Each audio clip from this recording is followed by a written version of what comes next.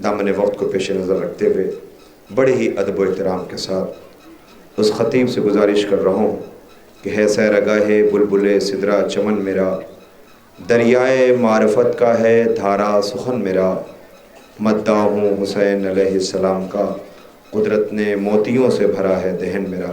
میں گزارش کر رہا ہوں خطیب اہل بیت، عمدۃ الذاکرین، عمدۃ المتکلمین، عالی جناب مولانا تہذیب الحسن صاحب اللہ سے وہ تشریف لا رہے ہیں، آپ حضرات سے ملتمس ہوں بلند ترین نعرہ صلوات سے استقبال فرمائیں۔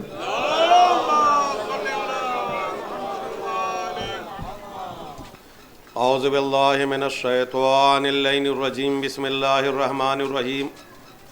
الحمدللہ الذی ہدانا لہذا وما کننا لنہتدی لولا ان ہدانا اللہ، لقد جاءت رسل ربنا بالحق والصلاة والسلام علی سید الانبیاء وآلہ الطیبین الطاہرین المعصومین ولعنۃ اللہ علی اعدائہم اجمعین۔ اما بعد فقد قال اللہ تبارک و تعالی وقولہ الحق۔ بسم اللہ الرحمن الرحیم۔ ان الدین عند اللہ الاسلام۔ صلوات پڑھ دیں محمد و آلہ۔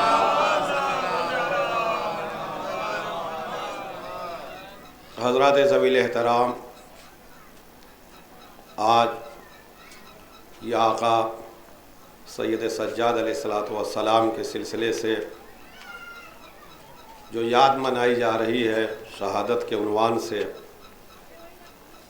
یقین جانیے کہ ایک عالی شان پروگرام جو یہاں کے افراد منتظمین کر رہے ہیں، اور میں یہ کوشش کروں گا کہ میں پوری تقریر انہی امام کے سلسلے سے آپ کے سامنے عرض کروں، اس لیے کہ ہونا یہی چاہیے کہ جو پروگرام جس مناسبت سے ہو اس مناسبت کا خیال رکھنا چاہیے۔ اور میں ہمیشہ ایسے ہی تقریر کرتا ہوں، جو لوگ میرے مزاج سے واقف ہیں وہ جانتے ہیں۔ ابھی فرش ازاں پہ جگہ ہے، جو حضرات مجلس سننا چاہتے ہیں وہ آ کے فرش ازاں پہ جگہ لے سکتے ہیں اور بیٹھ سکتے ہیں، اور شروع سے آپ کی توجہ درکار ہے۔ کم وقت میں زیادہ معروضات آپ کے سامنے عرض کروں گا، اور بغیر کسی تمہید کے میں اپنی بات کا آغاز کر رہا ہوں، اور بہت لمبی چوڑی بھی تقریر نہیں ہوگی، اس لیے کہ شب بیداری کی تقریر کوئی بہت لمبی چوڑی نہیں ہوتی ہے، انجمنیں بھی ہیں، مگر میں بھی دور سے آیا ہوں۔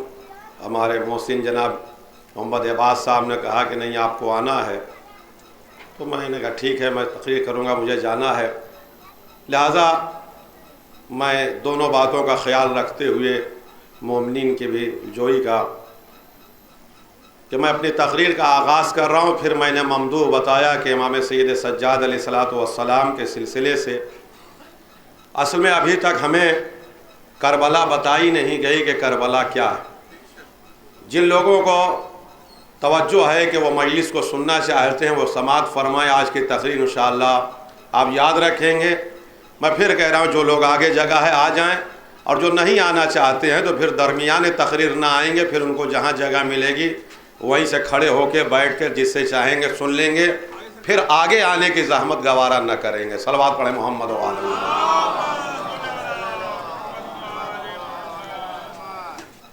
آج میں آپ کو کربلا تک آ رہا ہوں، مگر اس سے پہلے کچھ مقدمات ہیں جسے آپ سماعت فرمائیں، اور اپنے وقت میں یہ تقریر مکمل ہوگی کہ اللہ نے اپنے بعد ایک نور پیدا کیا۔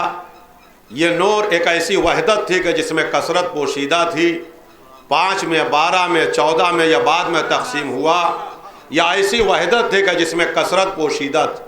جب اس نور کو پیدا کیا تو اللہ نے اس نور سے پوچھا، ہم سے یہ کہا جاتا ہے کہ ہم رسالت مآب کے فضائل نہیں پڑھتے اور توحید پہ تقریر نہیں کرتے، لہذا آپ دیکھیے میں کس تسلسل سے کربلا آ رہا ہوں، اور چوتھے امام ہمارے ممدوح ہیں کہ اللہ نے اپنے بعد اس نور کو پیدا کیا، 5 میں 12 میں 14 میں بعد میں تقسیم کیا۔ یہ ایک ایسی وحدت تھی کہ جس میں کثرت پوشیدہ تھی۔ جب اس نور کو پیدا کیا تو خدا نے پوچھا بتاؤ میں کون ہوں، تو اس نور نے توحید سے پہلا جملہ کہا، انت اللہ انت اللہ انت اللہ، تو اللہ ہے تو اللہ ہے تو اللہ ہے تو اللہ ہے۔ دنیا میں ہر چیز کے 4 وجود ہوتے ہیں، وجود حقیقی، وجود ذہنی، وجود ملفوظی، وجود مکتوبی۔ یہ ممبر سامنے رکھا ہے، آپ دیکھ رہے ہیں، یہ وجود حقیقی ہے۔ جب آپ گھر گئے تو اس کا تصور آپ کے ذہن میں ہے کہ ایسا ممبر تھا، یہ وجود ذہنی ہے۔ زبان سے آپ نے ممبر کہا، یہ ملفوظی ہے۔ کاغذ پہ ممبر لکھا، یہ مکتوبی ہے۔ ہر چیز کے چار وجود ہیں، مگر خدا کے صرف دو ہی وجود ہے۔ خدا حقیقت میں دیکھا نہیں جائے گا، دماغ میں آ نہیں سکتا، صرف کاغذ پہ خدا لکھا جائے گا، زبان سے خدا کہا جائے گا۔ یہ مسلمانوں، جب اس نور نے اسے اللہ کہا تب وہ اللہ کہا گیا، جب اس نور نے اسے اللہ لکھا تب وہ اللہ لکھا گیا۔ اس کے بعد اب اس نور نے توحید کا پرچار شروع کیا، تقدیس و تمجید کی شروع کی۔ جب اللہ کی حمد و ثنا، اللہ کی عبادت و تسبیح و تقدیس کرنا شروع کیا تو اس سے قطرات پسینے کے گرتے گئے۔ اللہ نے ان پسینے کو رائگاں نہ کیا، بلکہ ان پسینے سے کبھی جبریل کو پیدا کیا، کبھی میکائیل کو پیدا کیا، کبھی ملائکہ کو پیدا کیا، اربوں خربوں فرشتوں کو پیدا کیا۔ یہ مخلوق پیدا ہوتی رہی اور اس ممدوح کو دیکھتی رہی، اس کی تسبیح کو دیکھ کے یہ تسبیح کرنے لگے، اس کی تقدیس کو دیکھ کے یہ تقدیس کرنے لگے، اس کی عبادت کو دیکھ کے یہ عبادت کرنے لگے۔ اب جب اربوں خربوں یہ فرشتے ہو گئے تو ایک دن خدا سے پوچھا، پروردگار یہ ہمارے معلم کون ہیں، یہ ہمارے محسن کون ہیں جو ہمیں عبادت سکھا رہے ہیں، ہمیں تسبیح و تمجید سکھا رہے ہیں، ہمیں تقدیس سکھا رہے ہیں؟ دنیا میں ہر چیز پڑھے لکھے افراد بیٹھے ہیں، دنیا میں ہر چیز مثال کے ذریعے پہچانوائی جاتی ہے، مگر اللہ مثال کیسے دے؟ اس لیے کہ ابھی کوئی چیز مثال میں ہے ہی نہیں ہے۔ اب اللہ سے بار بار فرشتے پوچھ رہے ہیں، پروردگار یہ پردے کے پیچھے کون لوگ ہیں، یہ پردے کے پیچھے کون لوگ ہیں، یہ نور سراپا کون ہے؟ اللہ نے کہا اچھا یہ بتاؤ، تم نے ہمیں پہچان لیا؟ کہاں اس نور نے تجھے پہچانوا دیا۔ کہا ہمیں اچھی طرح سے پہچان لیا؟ کہاں؟ کہا تو اگر ہم کو پہچان لیا تو اب ہم انہیں پہچانوا رہے ہیں۔ ہم محمود ہیں، یہ محمد ہیں، ہم اعلیٰ ہیں، یہ علی ہیں، ہم فاتر ہیں، یہ فاطمہ ہیں، ہم محسن ہیں، یہ حسن ہیں، ہم قدیم الاحسان ہیں، یہ حسین ہیں۔ آئیے میں عربی میں کہا، انا محمود و ھذا محمد، انا اعلیٰ ھذا علی، انا فاتر ھذا فاطمہ، انا محسن ھذا حسن، انا قدیم الاحسان ھذا حسین۔ جو باہر تک لوگ کھڑے ہیں ان تک میں جملہ کہہ رہا ہوں۔ جب پہلے دن اس نور کو پہچانوانا ہوا تو اللہ نے اپنی میں کو پوائنٹ پہ رکھا، اپنی میں کو مرکز میں رکھا۔ میں محمود، یہ محمد، میں اعلیٰ، یہ علی، میں فاتر، یہ فاطمہ، میں محسن، یہ حسن، میں قدیم الاحسان، یہ حسین۔ اب جب یہ نور پیکر میں زمین پر آ گیا اور چادر میں جمع ہوا تو سید الملائکہ نے پوچھا، پروردگار یہ کون ہیں؟ تو اللہ نے اپنے کو ہٹا کر اپنی جگہ پہ فاطمہ کو رکھا۔ ہم فاطمہ تو ابوہا و بالہا و بنوہا، صلوات بڑھے محمد و آل محمد۔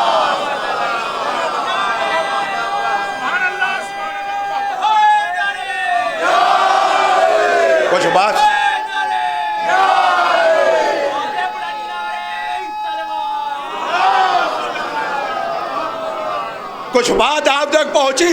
یہ وہ سراپا نور ہے کہ جب عرش پہ ہوتا ہے تو خدا کے ذریعے تعارف ہوتا ہے، فرش پہ آتا ہے تو شہزادی فاطمہ کے ذریعے تعارف۔ اب اللہ نے کہا ٹھیک ہے۔ اب اس کے بعد پھر خدا نے یہ چاہا کہ یہ سیارہ زمین آباد کی جائے۔ یہاں سراپا پانی ہی پانی تھا۔ ان جو سائنس لڑکے پڑھتے ہیں وہ نہج البلاغہ قرآن پڑھیں، اسی سے میں سنا، پانی ہی پانی تھا۔ اللہ نے اس مخلوق سے کہا کہ اس پانی کو گھماؤ، یعنی جو ہمارے پوروانچل کے زبان میں سب ادھر ہی کہیں، اعظم گڑھ، اکبر پور، امبیڈکر نگر، جو ہمیں پوروانچل کہتے ہیں، غازی پور، اپنی زبان میں کہیں کہ اس پانی کو اللہ نے کہا متھو خوب، جیسے ہم مٹھے یا دودھ کو متتے، اس میں گاڑھا پن پیدا ہوا۔ گاڑھا پن جب پیدا ہوا تو جیسے آپ دودھ کو گرماتے ہیں تو اوپر ایک ملائی آ جاتی، اسی طرح سے اس پر ایک ملائی کی صورت آ گئی، پرت آ گئی، جسے آج ہم زمین کہتے ہیں۔ مگر ان بچوں کو ذرا روکیے، مگر آپ جب دودھ لے کے چلتے ہیں تو وہ ڈر ہوتا ہے کہ اگر بالائی پھٹ گئی تو نیچے سے دودھ اوپر آ جائے گا، بالائی پھٹ گئی تو نیچے سے دودھ اوپر آ جائے گا۔ لہذا اب یہ زمین جو تھی وہ ڈس بیلنس تھی، بچوں کو روکیے گا، ڈس بیلنس تھی، لہذا اس میں اللہ نے پہاڑوں کی میخ ٹھوک دیا تاکہ زلزلاتی کیفیت پیدا نہ ہو۔ صلوات پڑھیں محمد و آل محمد۔ اب اس کے بعد اب جب یہ پرت آ گئی نیچے سراپا پانی، آج بھی ہے 100 فٹ 150 فٹ 200 فٹ کے بعد پانی ہی پانی ہے، لہذا پانی کے اندر آکسیجن پیدا ہوا، پھر حباب کی صورت آیا اور پھر اس سے نائٹروجن بن کر یہ اوپر گیا جسے آپ بادل کہتے ہیں، اور بادل کی صورت میں پھر یہ جب زمین پہ برسنے لگا ابر بارہ بن کر، تو پھر یہ زمین کے اندر حیات اور نشو و نما پیدا ہوئی اور اس میں نباتات پیدا ہوئے، گھاس پوس پیدا ہونے لگے، اشجار اور اسمار لگنے لگے، اشجار اور اسمار کے ریئیکشن میں اس کے آکسیجن سے حشرات الارض کیڑے مکوڑے پیدا ہوئے، پھر اللہ نے اپنی قدرت کاملہ سے جانوروں کو پیدا کیا، لہذا اب یہ پوری دنیا ایک چنگھاڑ کا عالم، کہیں سانپ کہیں بچھو کہیں شیر کہیں بھالو کہیں حشرات الارض کی آوازیں، لہذا اللہ نے اسے آباد کرنے کے لیے ایک مخلوق پیدا کیا جسے جن اور نسناس کہتے تھے، مگر دونوں میں فرق یہ تھا کہ آسمان پہ جو مخلوق ہے اسے ملک کہتے ہیں، زمین پہ جو مخلوق تھی اسے جن اور نسناس کہتے تھے، وہاں سراپا عبادت، سراپا بندگی، سراپا پرستش، سراپا اطاعت، یہاں نرالی بغاوت، سرکشی، نافرمانی، بغاوت، ہر کام نہ ماننا اور نہ ماننا، بس نہ ماننا۔ ایک دن فرشتوں نے کہا پروردگار یہ کیسی مخلوق تو نے پیدا کر دی جو تیرا کھاتے ہیں مگر تیرا گاتے نہیں، تیری بغاوت کر رہے ہیں۔ رحمت پروردگار کو خیز آ گیا اور زمین کا تختہ پلٹا، جن اور نسناسوں کو ختم کر دیا، مگر سب کو نہیں، جو ان میں کچھ اچھے تھے بظاہر انہیں جنت میں بھیج دیا، اسی میں شیطان بھی وہاں تک پہنچ گیا۔ اب اس کے بعد پھر یہ زمین خالی ہو گئی اور پھر وہی سناٹا اور پھر وہی جانوروں اور حشرات الارض کی آوازیں آنے لگی، لہذا اللہ نے یہ آواز دیا کہ انی جاعل فی الارض خلیفہ، میں زمین پر ایک خلیفہ بنانا چاہتا ہوں، پھر زمین کو آباد کرنا چاہتا ہوں۔ لہذا ان فرشتوں نے کہا پروردگار کیا پھر ایسی مخلوق پیدا کرے گا کہ جو خونریزی اور فساد کرے؟ اللہ نے کہا میرے مشورے میں کوئی دخل اندازی دے یہ ہمیں برداشت نہیں ہے، جو ہم جانتے ہیں وہ تم نہیں جانتے۔ اس کے بعد ملائکہ خاموش ہو گئے، پھر اللہ نے فرشتوں کو بھیجا اور واپس چلے گئے، پھر ملک الموت کو بھیجا، وہ ہر جگہ سے مٹی لے کے گئے، کہیں یہاں ہاتھ مارا کہیں وہاں ہاتھ مارا، اور وہ مٹی پہ وہاں پہ گئی اور آدم کا پتلا بن کے تیار ہو گیا۔ اللہ نے آواز دیا کہ اس کو دھوپ میں سوکھنے کے لیے رکھ دو، ہزاروں سال تک وہ پتلا پڑا رہا، جب اس میں کھنک پیدا ہو گئے، یہ سب قرآن سے میں پڑھ رہا ہوں، جب کھنک پیدا ہو گئی تو اللہ نے آواز دی سارے فرشتوں جمع ہو جاؤ، آج جب میں اس میں روح پھونک دوں، سب کے سب سجدے میں چلے جانا۔ سارے لوگ سجدے میں چلے گئے، مگر ابلیس اکڑ کے سامنے آ گیا۔ اللہ نے پوچھا ما منع کا یا ابلیس، اے ابلیس تجھے کس چیز نے منع کیا سجدہ کرنے سے جسے میں نے اپنے دونوں ہاتھوں سے بنایا؟ تو اس نے کہا کہ تو نے اسے مٹی سے بنایا، مجھے آگ سے بنایا، میں افضل ہوں یہ مفضول ہے۔ اللہ نے اس سے کوئی بات نہیں کی اور کوئی آرگومنٹ نہیں کیا اور کوئی جواب نہیں دیا، کہا فخرج انک الرجیم، نکل تو اب قیامت تک لانتی ہے۔ پروردگار بھگا کیوں رہا ہے؟ جواب دے۔ کہا بات اس سے کی جاتی ہے جس کے اندر سمجھنے اور سمجھانے کا مادہ، یہ سمجھ نہیں رہا۔ میں نے یہ کہا کہ جب میں اس میں اپنی روح پھونکوں تو سجدے میں چلے جانا، اور یہ کہہ رہا ہے کہ ان کو مٹی سے بنایا ہے، میں آگ سے بنا ہوں، میں افضل ہوں یہ مفضول۔ یہاں بات افضل مفضول کی ہے ہی نہیں ہے، میرا حکم ہے سجدہ کرو، میری طرف نسبت ہے سجدہ کرو، چاہے مٹی سے بنا، کنکڑ سے بنا، کیچڑ سے بنا، ریت سے بنا، بالو سے بنا، کس چیز سے بنا، مسئلہ اس سے تھوڑی ہے، ہمارا حکم ہے سجدہ کرو۔ تو پہلے ہی دن یہ بٹوارا ہو گیا۔ مزاج ابلیس یہ ہے کہ ہر چیز میں مٹیریل دیکھا جائے، اگر اچھی چیز سے بنا ہے تو جھکو، اگر بری چیز سے بنا ہے تو نہ جھکو، مگر مزاج توحید یہ ہے کہ مٹیریل نہ دیکھو، نسبت دیکھو، نسبت دیکھو کس کی طرف ہے، مجھ خدا کی طرف نسبت ہے، لہذا جھک جاؤ۔ ابھی تابوت نکلے گا، زیارت کریں گے، آج دنیا ہم سے کہہ رہے یہ ممبر کیوں چومتے ہو، یہ تو لکڑی کا ہے، علم کیوں چومتے ہو، کپڑے کا ہے، تعزیہ کیوں چومتے ہو، کاغذ کا ہے۔ اے بھائی اتنی عقل ہمیں بھی ہے کہ ممبر لکڑی کا ہے مگر نسبت رسول کی طرف ہے، علم کپڑے کا ہے مگر نسبت عباس کی طرف ہے، تعزیہ کاغذ کا ہے مگر نسبت حسین کی طرف ہے۔ نسبت پر جھک جانا مزاج الوہیت ہے، مٹیریل دیکھنا ابلیس کی علامت ہے۔ سروات بڑے محمد و آل محمد۔ ایک مرتبہ مل جل کے بابا سے بلند صلوات پڑھو۔ بس میں آپ سمیٹ رہا ہوں یہ پورا ایک باب۔ اس کے بعد اللہ نے زمین کو آباد کیا، اور کوئی بھی چیز آپ پلاسٹر بھی کرتے ہیں تو ایک پوائنٹ بناتے، اللہ نے ज़मीन को अंडे के आकार में बनाया और उसका जो लेबल लिया वो खाने काबा है, इसीलिए काबा कहते हैं, काब के माने हैं बीच के, वहीं से पूरी दुनिया का लेबल लिया गया। उसके बाद फिर अल्लाह ने जनाब आदम को ज़मीन पर उतारा, ये कह के कि इन्नी जाइलुन फिल अर्ज़ खलीफा। आज मैं पॉलिटिशियन लोगों को भी बताना चाहता हूँ, और जो मौलवी नुमा अफराद टेलीविज़न पे जिनको जाने का बहुत शौक़ है, वहाँ पर जाते हैं मगर मज़हब की और अक़ाइद की नुमाइंदगी नहीं कर पाते, और उनसे सवाल पूछा जाता है तो वो बगलें झांकते हैं। उन्हें मालूम होना चाहिए इन बातों। क्यों? इसलिए कुछ लोग तो जान के भी बताना नहीं चाहते, इसलिए कि जिस दरवाजे से जवाब लेना चाहिए उस दरवाजे पे आना नहीं चाहते। अमा खा गई पूरे इस्लाम को दुश्मनी अहले बैत, अभी बचा हुआ है रास्ता। आज आप मीडिया में जाके देखिए, इंडिया से लेकर अमेरिका तक जितने डिबेट होते हैं, ये कहा जाता है यहूदी मजहब 800 साल पुराना, ईसाई मजहब 2000 साल पुराना, बुद्धिस्ट मजहब 11,000 साल पुराना, इस्लाम 1400 साल का सबसे नया मजहब है जो प्रॉफिट ऑफ इस्लाम लेके आए। उस पर आप दाढ़ियाँ खुजलाते हैं और मुस्कुराते हैं, जवाब नहीं दे पाते। सबसे नया मजहब इस्लाम है। आइए मैं आपको बता रहा, अल्लाह ने क्या कहा, इन्नी जाइलुन फिल अर्ज़ खलीफा, मैं आदम को जमीन पर खलीफा बना के भेज रहा हूं, नबी बना के भेज रहा हूं। अब तक बात नहीं पहुंच रही। आदम इंसान बन के नहीं आए, बशर बन के नहीं आए, यह पहला बशर नबी बन के आया, खलीफा बनकर आया। तो अगर नबी बना तो किसी दीन का नबी है, खलीफा बना किसी शरीयत का खलीफा है। उसी दीन का नाम इस्लाम है कि जिसके पहले नबी आदम है। मोहम्मद मुस्तफ़ा पहले नबी नहीं, आखिरी नबी हैं। सलवात पढ़े मोहम्मद व आले मोहम्मद। ये पहला मजहब, दुनिया का सबसे पहला मजहब इस्लाम है, पहला दीन इस्लाम है जिसके पहले नबी जनाब आदम। उसके बाद अल्लाह ने 1,00,000 पैगंबर, 12 इमाम, 14 मासूम, ये सब रवाना आए। 5 शरीयतें, 4 किताबें। अब आइए मैं जल्दी जल्दी, ताकि आप पे सुस्ती ना तारी हो, अंबिया भेजे। इनमें से 5 को उलिल अज़्म पैगंबर बनाया, उलिल अज़्म पैगंबर बनाया। 4 किताबें, तौरेत, इंजील, ज़बूर। ज़बूर दुआ की किताब, कानून की किताब 2 है, तौरेत और इंजील। तौरेत मूसा पे नाजिल हुई, इंजील ईसा पे नाजिल हुई।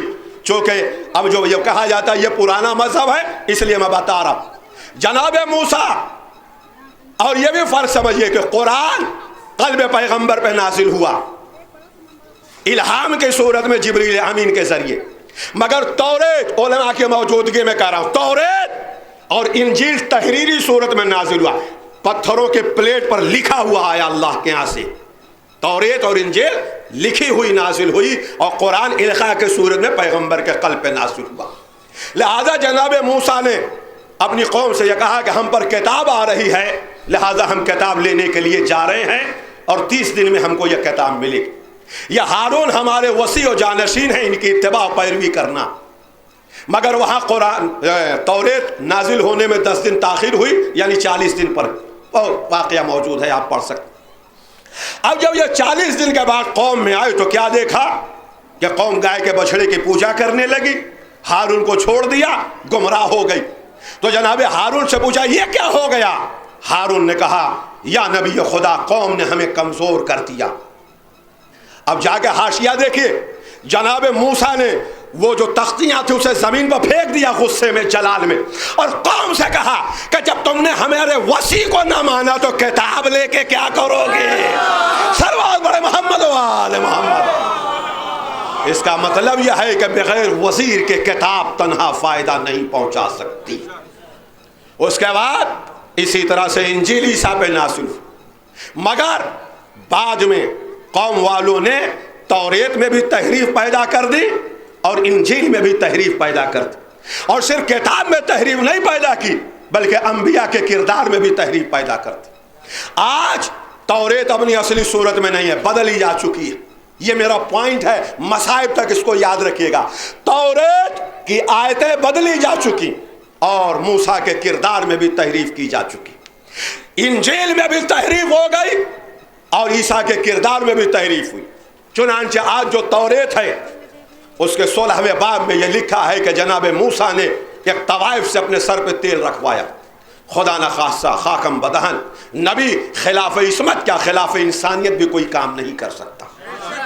مگر چونکہ یہ قوم اتنی چاہنے والی تھی کہ کتاب میں بھی تحریف پیدا کر دی اور انبیاء کے کردار میں بھی تحریف پیدا کر دی. آج نہ توریت اپنی اصلی صورت میں ہے، نہ انجیل اپنی اصلی صورت میں ہے، نہ موسیٰ کا کردار اپنی اصلی صورت میں، نہ عیسیٰ کا کردار. ان کے وسیط جناب یہودا، ان کے فالور یہودی کہلائے اور عیسیٰ کے ماننے والے عیسائی کہلائے. اب ایک جملہ کہہ دوں ورنہ جناب سجاد کا واقعہ رہ جائے گا. اگر اسی پہ میں فوکس کر رہا، جو سمجھنے والے وہ سمجھ جائیں گے، باقی لوگ اس پر ریسرچ کریں. یہ یہودیت کوئی الگ مذہب نہیں ہے، اسلام کی بگڑی تصویر ہے. کچھ پڑھے لکھے لوگوں نے قدر کر لی میری حوصلہ افزائی. عیسائیت کوئی الگ مذہب نہیں ہے، اسلام کی بگڑی ہوئی تصویر ہے. اسلام کی بگڑی ہوئی تصویر ہے. کیوں؟ اس لیے کہ موسیٰ کا دین اسلام تھا، عیسیٰ کا دین اسلام تھا، مگر چاہنے والوں نے بجائے اسلام کے عیسائیت بنا دیا، چاہنے والوں نے بجائے اسلام کے یہودیت بنا دیا.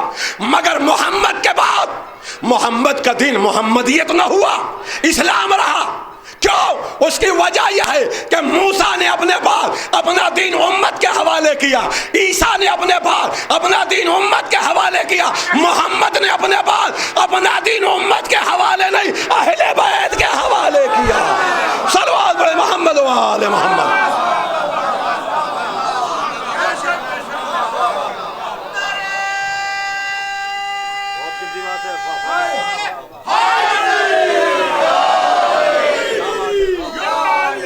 دیکھیے میں چاہوں تو منتخب نقطے پڑھ کر آپ کو اچھلوا سکتا ہوں، مگر جو موضوع ہے اس موضوع کے تحت آقا کی تصویر سامنے آئے.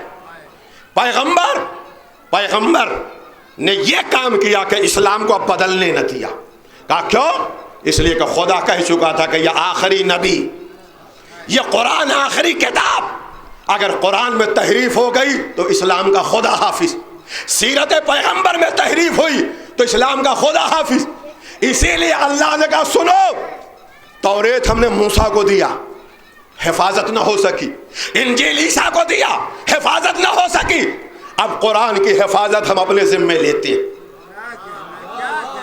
یہ پروردگار ٹھیک ہے، قرآن کی ذمہ داری تو نے لے لی، محمد کے کردار کا کیا ہوگا؟ اگر محمد کا کردار بدل گیا تو کہا سنو، ایک محمد بھیجوں گا سیرت بتانے کے لیے، 12 محمد بھیجوں گا سیرت بچانے کے لیے. کربلا سمجھیے کہ کیا، 12 محمد بھیجوں گا سیرت بچانے کے لیے. کتابوں میں نہ سیرت دیکھو، یہ چلتی پھرتی سیرت ہیں، بدلنے نہ دوں گا کسی کو. اب آئیے سنیے آپ، 5 شریعت ہیں. نوح کی شریعت، ابراہیم کی شریعت، موسیٰ کی شریعت، عیسیٰ کی شریعت، یہ 5 شریعت اور ہمارے حضور کی شریعت. مگر ایک شریعت جب آئی تو بعد والی شریعت جب آئی تو اس نے پہلی شریعت کو توڑ دیا. ابراہیم کی شریعت نے نوح کی شریعت کو توڑا، موسیٰ کی شریعت نے ابراہیم کی شریعت کو توڑا، عیسیٰ کی شریعت نے موسیٰ کی شریعت کو توڑا، ہمارے حضور کی شریعت نے ساری شریعتوں کو توڑا اور کہا یہ نظام مصطفیٰ قیامت تک رہے. مگر وجہ لوگ نہیں بتاتے کہ اس کی وجہ کیا ہے. سوال یہ ہے کہ آج 21ویں صدی میں ہمارے نوجوان فیس بک واٹس ایپ چلا رہے ہیں، دنیا کا مقابلہ کر رہے ہیں، تو ہر جواب ان کو معلوم ہونا چاہیے. اصل میں سوال یہ ہوتا ہے کہ یہ ساری شریعتیں تو خدا نے بنائی، نہ کوئی شریعت موسیٰ کی ہے، نہ ابراہیم کی ہے، نہ عیسیٰ کی ہے، نہ نوح کی ہے. تو اللہ اپنی بنائی ہوئی شریعت کو کیوں توڑ رہا تھا؟ تو اس کا جواب یہ ہے کہ یہ ساری شریعتیں ضرورت کے مطابق بنی. ضرورت ختم ہو گئی، شریعت ختم ہو گئی. جیسے جب ابھی چند سال پہلے ٹھنڈک میں محرم آتا تھا تو آپ اس مجلس میں سویٹر پہن کے آتے تھے، آج نہیں پہنے. اب ہم آپ کو 5 سال پرانی تصویر دکھائیں کہ تب آپ سویٹر پہنے تھے، آج کیوں نہیں؟ کہا ضرورت ختم ہو گئی، سویٹر نہیں ہے. اسی طرح سے یہ شریعتیں ضرورت کے مطابق، مگر ہمارے حضور کی شریعت کو اللہ نے قیامت تک کی ضرورت کے مطابق بنایا.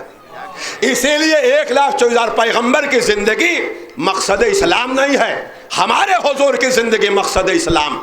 جیسے میں اعظم گڑھ سے آیا تو جب وہاں سے چلا تو کلومیٹر کا پتھر لگا تھا.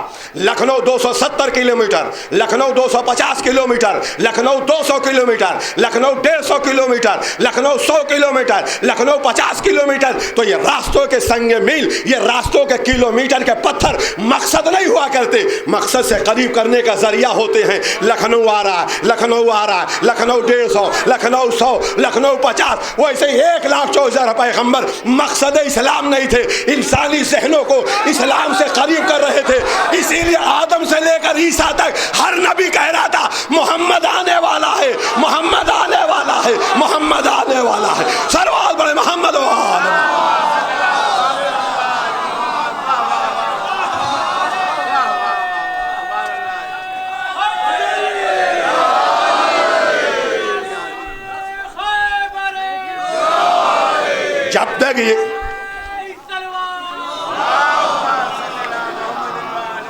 جب تک یہ نہ سمجھیں گے کربلا نہیں سمجھیں. یہ میں مقدمہ بنا رہا ہوں کربلا تک آنے. یہ 1,40,000 پیغمبر مقدمہ ہے شریعت مصطفیٰ کی. اسی لیے 2,000 سال, 2,500 سال, 1,500 سال کی زندگی, نتیجہ اس تبلیغ کیا ہے قرآن سے پوچھیے. 2,500 سال, 950 سال تبلیغ ہے انبیاء کی. جناب نوح نے آدم سے لے کر نوح تک سارے انبیاء نے کہا کہو لا الہ الا اللہ, وہ اللہ, وہ اللہ, وہ اللہ. نتیجہ کیا ہوا؟ امت نے کہا ہاں کسی کو ماننا چاہیے بڑا, کسی کو ماننا چاہیے طاقتور, مگر وہ ہے کیسا کہ جو طاقتور ہو. لہذا جناب نوح کے زمانے میں یہ تصور آیا کہ یہ پہاڑ پتھر سب سے طاقتور ہیں, لہذا یہ خدا. جناب نوح فریاد کرتے رہے کیسی احمق قوم ہے, پتھر کو خدا مان رہے. اللہ نے کہا 950 سال تبلیغ کر چکے, اب چلے ہو ہمارے پاس. نوح کہتے رہے پروردگار یہ سمجھ نہیں رہی ہے قوم کا, آ جاؤ ہمارے پاس. دوسری شریعت ابراہیم کو بھیجا, کہا آپ تم تبلیغ شروع کرو. جناب ابراہیم نے کہا تم کیسے احمق ہو کہ پتھر کو خدا مان رہے ہو انسان ہو کر. کہا بالکل آپ صحیح کہہ رہے ہیں کہ یہ احمق لوگ ہیں کہ جو پتھر کو خدا مان رہے ہیں. ہم انسان ہو کے پتھر کو کیوں مان. دیکھیں انسانی ذہن کیسے ڈیولپ ہو رہا ہے. کہا ہم ہر پتھر کو خدا نہیں مانیں گے, بلکہ جو پتھر انسانی صورت میں تراش دیا جائے وہ خدا. لہذا جناب ابراہیم کی 2,500 سال کی تبلیغ کا نتیجہ یہ ہوا کہ بت پرستی رائج ہو گئی. جناب نوح نے ابراہیم نے کہا پروردگار یہ تو بتوں کی پوجا کر رہے ہیں. کہا چلے آؤ یہ دوسری شریعت. پھر اللہ نے موسیٰ کو بھیجا, کہا اب تم تبلیغ شروع کرو. موسیٰ نے کہا قوم سے تم کیسے احمق ہو کہ جو پتھر کو خدا مان رہے ہو, بت کو خدا مان رہے ہو انسان ہو. یہ نہ بول رہا ہے, نہ چل رہا ہے, نہ گھٹ رہا ہے, نہ بڑھ رہا ہے. کہا بالکل صحیح کہہ رہے ہیں, ہم ایسے کو مانے جو بولے چلے بات کرے. لہذا گائے کے بچڑے کی پوجا ہونے لگی. جو پڑھے لکھے لوگ ہیں وہ سمجھے سامری نے گائے کے بچڑے کی پوجا کرا دی. موسیٰ کے زمانے میں جانور خدا ہو گیا. موسیٰ نے کہا پروردگار یہ کیا ہے؟ کہا آ جاؤ ہمارے پاس, یہ 3 شریعتیں مکمل ہو. اب اللہ نے عیسیٰ کو بھیجا. عیسیٰ نے کہا تم کیسے احمق ہو کہ پتھر کو خدا مان رہے ہو, بت کو خدا مان رہے ہو, انسان ہو کے جانور کو خدا مان رہے ہو. کہا بالکل صحیح. نوح کی قوم بھی احمق تھی کہ جو پتھر کو خدا مان رہی تھی. ابراہیم کی بھی قوم احمق تھی جو بت کو خدا مان رہی تھی. موسیٰ کی قوم بھی احمق تھی جو جانور کو خدا مان رہی تھی. ہم انسان ہو کے جانور کو مانے. آپ ہی خدا کے بیٹے خدا, انسان کو خدا مانا جانے لگا. دیکھیے مزاج چاروں شریعتوں کا. پہلی شریعت میں پتھر خدا, دوسری شریعت میں بت خدا, تیسری شریعت میں جانور خدا, چوتھی شریعت میں انسان خدا. اب اللہ نے عیسیٰ سے کہا آ جاؤ آسمان پہ. 500 سال کے بعد ختمی مرتبت کو بھیجا. فاران کی چوٹیوں سے محمد نے کہا قولوا لا الہ الا اللہ تفلحوا, کہو لا الہ الا اللہ نجات پا جاؤ گے, نجات پا جائے گے. جیسے لوگوں نے لا الہ الا اللہ کہنا شروع کیا, اللہ نے کہا ہمارا مقصد پورا ہو گیا. مزاج انسانی کو انسان سے خدا تک پہنچا دیا. یہی آخری شریعت ہے. صلوات پڑھے محمد و آل محمد. اب خدا تک پہنچ گئے. مگر ایسا نہیں ہے کہ جیسے استاد آتا ہے تو وائٹ بورڈ پر ساری چیزیں مٹا دیتا ہے پچھلے استاد. 5 اصول دین ایسے تھے جو آدم سے لے کر عیسیٰ تک کبھی ختم نہیں ہوئے. وہ ہمیشہ اللہ نے ان کو رکھا, ہر شریعت میں رکھا, کبھی ختم نہیں. وہ 5 اصول دین وہ نہیں ہے جو آپ دینیات میں پڑھتے ہیں. وہ 5 اصول دین وہ ہے جو آج میں اس بابرکت ممبر سے آقا سجاد کے صدقے میں کہہ رہا ہوں. وہ 5 اصول دین جو کبھی نہیں بدلے آدم سے لے کر عیسیٰ تک، وہ کیا ہیں؟ دین کا ماننا ہر شریعت میں واجب، لا الہ الا اللہ. دین کا ماننا ہر شریعت میں واجب.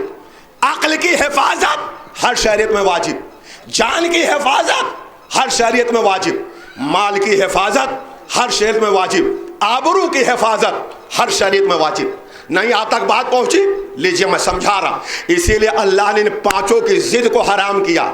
دین کے مقابلے میں کفر کو حرام کیا، عقل کے مقابلے میں شراب اور ہر اس نشاور چیز کو حرام کیا جو عقل کے اوپر اثر انداز ہو جائے. جان کے مقابلے میں قتل اور خودکشی کو حرام کیا. مال کے مقابلے میں غصب کو حرام کیا. آبرو کے مقابلے میں زنا کو حرام کر دیا. یہ 5 ایسے اصول مذاہب ہیں جو آدم سے لے کر عیسیٰ تک چلے. اب جب دین اللہ نے محمد عربی کو دیا تو کہا اے میرے حبیب اپنی شریعت کی حفاظت کرنا اس لیے کہ یہ قیامت تک کی رہے گی، مگر ان 5 اصول دین کی زیادہ کرنا اس لیے کہ 1,00,000 پیغمبر کی میراث. جب دین محمد نے علی کے حوالے کیا، کہا علی میری شریعت کی حفاظت کرنا مگر ان 5 اصول دین کی زیادہ کرنا اس لیے کہ یہ سارے انبیاء کی میراث ہیں. اب علی جب اس دنیا سے گئے اور دین امام حسن کے حوالے کیا، کہا بیٹا نانا کی شریعت کی حفاظت کرنا مگر ان 5 اصول دین کی زیادہ کرنا اس لیے کہ یہ سارے انبیاء کی میراث ہے. 10 سال حسن نے حفاظت کیا. اب جب حسن اس دنیا سے گئے اور دین حسین کے حوالے کیا، کہا بھائی نانا کی شریعت کی حفاظت کرنا مگر ان 5 اصول دین کے زیادہ کرنا اس لیے کہ یہ سارے انبیاء کے میراث ہیں. مگر حسین کے زمانے میں تاریخ بتاتی ہے کہ حاکم پیدا ہوا جس کا نام یزید تھا، جس نے بیک وقت ان 5 اصول دین پہ ڈاکہ ڈالا. بھرے دربار میں یہ کہا کہ محمد پہ نہ کوئی وحی آئی نہ الہام آیا، قرآن اور دین کا انکار کر دیا. بھرے دربار میں شراب پی کے عقل کے تقدس کو پامال کر دیا. آل رسول کے مال کو غصب کر کے مال کے تقدس کو پامال کیا. حسین اور اصحاب حسین کو قتل کر کے جان کے تقدس کو پامال کیا. اپنی خالہ زاد ماں بہنوں کے ساتھ زنا کر کے آبرو کے تقدس کو پامال کیا. آخری نوجوان تک جملہ، اما یزید کسی ایک شریعت کا مجرم نہیں ہے، ان 5 شریعتوں کا مجرم ہے. صلوات علی محمد و آل محمد. یزید کسی ایک شریعت کا مجرم نہیں ہے بلکہ ان ساری شریعتوں کا مجرم ہے. نہیں آپ نے جملے کی قدر نہیں کیا. اب جو یزید کے مقابلے میں آئے گا، اب دیکھتا ہوں کون مومن خاموش رہتا. اب جو یزید کے مقابلے میں آئے گا وہ صرف محمد کا وارث نہیں ہوگا، آدم سے لے کر عیسیٰ تک ہر نبی کا وارث ہوگا. اسی لیے ہم کہتے ہیں آدم کے وارث تجھ پہ سلام، نوح کے وارث تجھ پہ سلام، موسیٰ کے وارث تجھ پہ سلام، عیسیٰ کے وارث. لہذا یہ جو شریعت مصطفیٰ ہے یہ اصلاً آدم سے لے کر عیسیٰ تک کی ساری شریعتیں اس میں سمٹی. اتنا بڑا مال قیمتی ہے جسے شریعت مصطفیٰ کہتے ہیں. اب بڑی اہم بات ہے، آقا سید سجاد کا واسطہ ہے کہ آپ کربلا ذرا سمجھ لیجئے کیا ہے. اب یہاں سے تھوڑے دن ہی ہمارے ساتھ یہ اتنا بڑا مال ہے جو میں نے سمجھا دیا جسے شریعت مصطفیٰ کہتے ہیں. پیغمبر کے بعد صحابہ کرام میں 3 گروہ پیدا ہوئے. پہلا گروہ وہ تھا کہ جس کی تعداد بہت کم تھی، جو 50 سے زیادہ اوپر نہیں جا پا رہے ہیں، جنہوں نے آستان آل محمد کو اپنا قبلہ سمجھا اور علی و فاطمہ کے گھر سے باہر کہیں نہیں گئے. سلمان، ابو ذر، مقداد، حذیفہ، ترمہ، عدی، مالک بن نویرہ جیسی عظیم ہستیاں جن پر یہ چارج لگایا گیا کہ انہوں نے بیعت نہیں کی اور یہ مانعین زکوٰۃ. دوسرا گروہ وہ تھا جو حکومت نواز تھا، حکومت کے پاس چلا گیا. کیوں؟ اس لیے کہ پیسہ وہاں، دولت وہاں، اقتدار وہاں، پاور وہاں، وہ ساری چیزیں وہاں پہ تھیں، اس لیے سارے لوگ وہاں پہ چلے گئے. تیسرا گروہ وہ تھا جس نے بظاہر اپنے جسم پر چادر تقوی ڈال لیا اور دن و رات اعتکاف، نماز اور مسجد میں بیٹھ گئے. فاطمہ بلائیں اللہ اکبر، علی بلائیں اللہ اکبر، خلیفہ بلائیں اللہ اکبر. یہ صحابہ کرام کا وہ بزدل گروہ تھا جس نے حق کو چھپانے کے لیے عبادت کو اپنی ڈھال بنا لیا تھا. یہ صحابہ کرام کا وہ بزدل گروہ تھا جس نے حق کو چھپانے کے لیے عبادت کو اپنی ڈھال بنا لیا. اب میں کسی پہ کوئی تبصرہ نہیں کرتا، میں ایک مجلس پڑھنے کے لیے آیا ہوں، میرا کام ہے مذہب سمجھانا، لہٰذا آپ پازیٹیو میری بات کو لیجئے گا. کوئی محلہ ہو، کوئی قوم ہو، چاہے شیعہ ہو، سنی ہو، ہندو ہو، کرسچن ہو، یہودی ہو، کوئی بھی، کوئی ادارہ ہو، کوئی انجمن ہو، کوئی گاؤں ہو، کوئی شہر ہو، کوئی قصبہ ہو، انڈیا سے لے کے امریکہ تک ہر جگہ کی میں بات کر رہا ہوں، جو باطل اور غلط لوگ ہوتے ہیں وہ 10% ہوتے ہیں، جن کو نہ حرام نہ حلال کسی چیز کا ڈر نہیں ہے، وہ 10% ہوتے ہیں، باطل ظالم 10%، حق سر پہ کفن باندھ کے حق حق کہنے والے 20% ہوتے ہیں، 70% وہ ہوتے ہیں کہ جو سائلنٹ رہتے ہیں، جو خاموش رہتے ہیں، جو یہ کہتے ہیں کہ ہم سے کیا مطلب، ہم اس بیچ میں کیوں پڑیں، اس فتنے میں کیوں پڑیں، اس جھگڑے میں کیوں پڑیں، ہم سے کیا مطلب۔ ان 70 کی خاموشی کا فائدہ وہ 10 جو باطل ہے ان کو پہنچتا ہے، یہ 70 اور 10 مل کے یہ 80 ہو جاتے ہیں، اور 20% حق کمزور ہو جاتا ہے۔ صلوات پڑھیں محمد و آل محمد۔ اور سماج اور معاشرے میں ان 70% کو بڑے ہار مالے پہنائے جاتے ہیں، ارے بڑے شریف ہیں، بڑے نیک ہیں، سفید پوش ہیں، یہ بیچارے کسی معاملے میں، جبکہ پورا فتنہ، پورا معاشرہ جو خراب کرنے والے یہ 70%، ان کو ڈنڈا مارنا چاہیے، ان کی خاموشی سے ہمیشہ باطل کو فائدہ پہنچتا۔ اسلام میں بھی ایسے ہی، جب مولا جنگ صفین سے پلٹ رہے تھے تو ابو موسیٰ اشعری نے کہا یا علی میں نے آپ کے دشمن کا ساتھ نہیں دیا، علی نے کہا او بدبخت تو نے حق کا بھی ساتھ کب دیا۔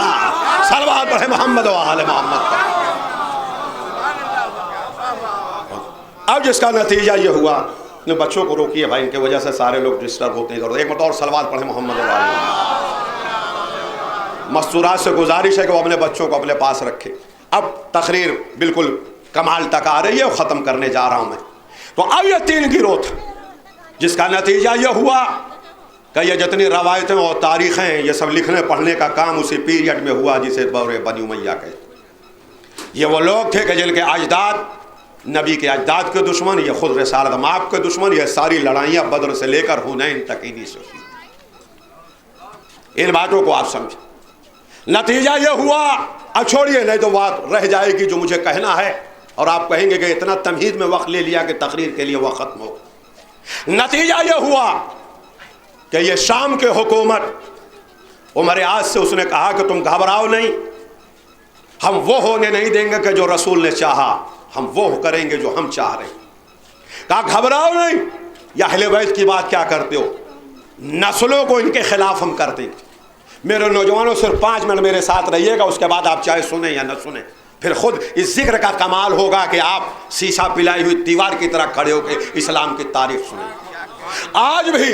آج بھی اتنا ایجوکیشن ہے، اتنا پڑھا لکھا سماج ہے، 21ویں شتابدی ہے، مگر آج بھی میڈیا سب سے بڑی طاقت۔ اب آپ نہ سمجھیں تو میں کیا کروں، آج بھی پریس میڈیا سب سے بڑی طاقت ہے، میڈیا۔ اور اتنے پڑھے لکھے زمانے میں بھی ماؤتھ پبلسٹی سب سے بڑی بری چیز۔ اگر محلے میں ایک آدمی کہیں سے بیچارہ کچھ کما وما کے لایا ہو اور 2 آدمی کہہ دیں کہ کہیں سے بینک کا گھوٹالا کر کے بھاگا ہے، تو گھر گھر چرچے گھوٹالا کر کے اس کا چلنا دوبار ہو جائے۔ ماؤتھ پبلسٹی بہت بری چیز، اسی لیے امیر شام کا یہ معقولہ ہے کہ اتنا جھوٹ بولو کہ وہ جھوٹ سچ ہو جائے۔ آئیے آپ کو میں کربلا سمجھا رہا ہوں، بس میری تمہیدیں ختم ہو گئی، یہی میری تقریر کا دل ہے جو میں اب سنانے جا رہا ہوں۔ امیر شام نے عمر عاص سے کہا کہ نسلوں کو علی کے خلاف کرتے، آپ ذرا اپنے مذہب کی تاریخ جانیے اور اپنے اہل بیت کی مظلومیت کو جانیے۔ چنانچہ سن 12 ہجری میں بنی امیہ حکومت میں داخل ہو گئے، کربلا سن 60 ہجری میں، 50 سال کا پیریڈ ان کو ملا۔ چنانچہ اس نے کہا کہ نسلوں کو علی کے خلاف کر دو۔ میں پھر کہہ رہا ہوں، پروپیگنڈا دنیا کی سب سے بڑی طاقت۔ آج بھی لوگوں کو ماننا ہے کہ اگر تجارت میں 1 کروڑ روپیہ خرچ کرنا ہے تو پروپیگنڈے میں 5 کروڑ روپیہ خرچ کیا جائے۔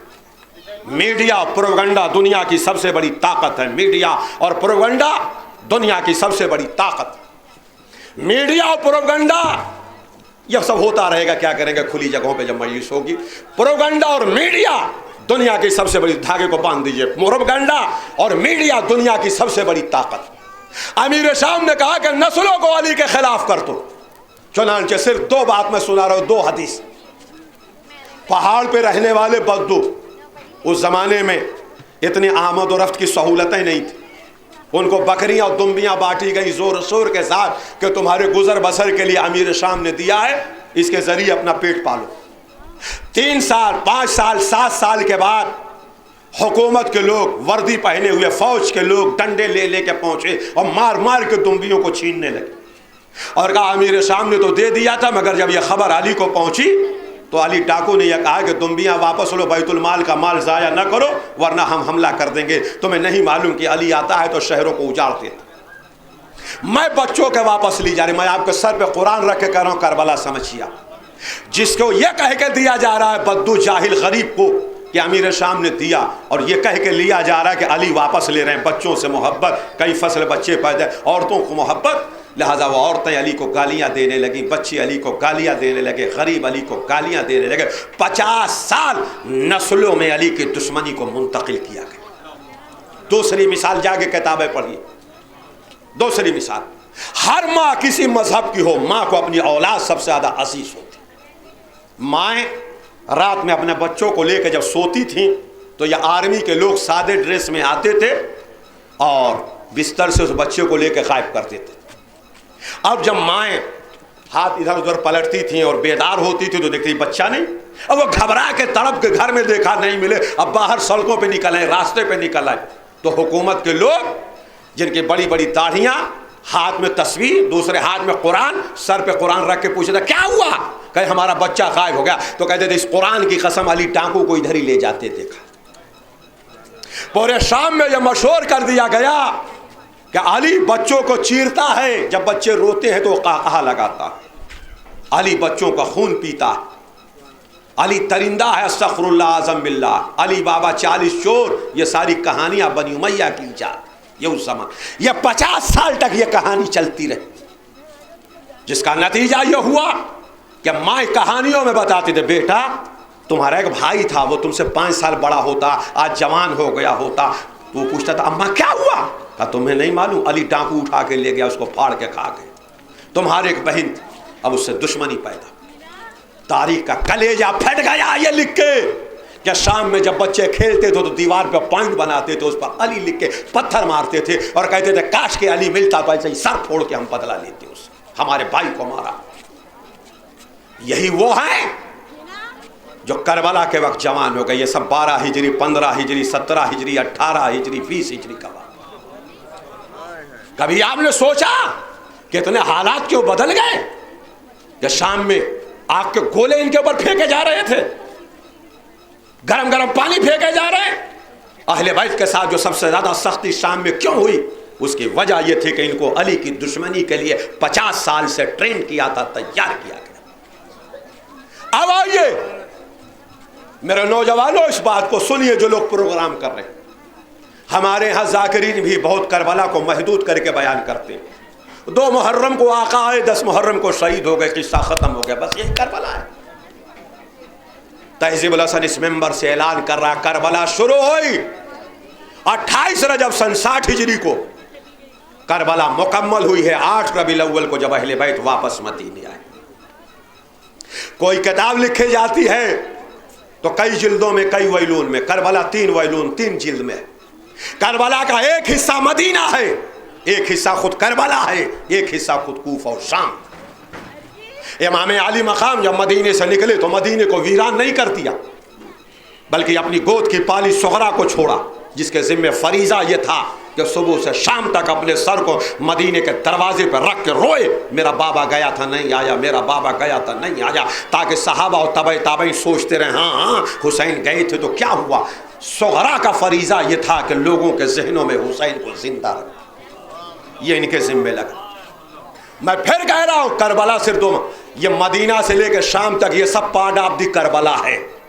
امام نے جس سپاہی کو جہاں مناسب سمجھا وہاں اس کی ڈیوٹی لگا دی، یہ صغرا کے ذمہ کام تھا۔ اس کے بعد صغرا کے گریے کو کوئی حرام و ناجائز نہ کہہ دے، امہات المومنین موجود ہیں، صحابہ موجود، لہذا ام المومنین ام سلمہ کو ساتھ میں رکھا جو یہ کہیں کہ یہ رونا بدعت نہیں ہے، عین سنت ہے، یہ خاک کربلا ہمارے پاس ہے جو خاتم الانبیاء نے تھی۔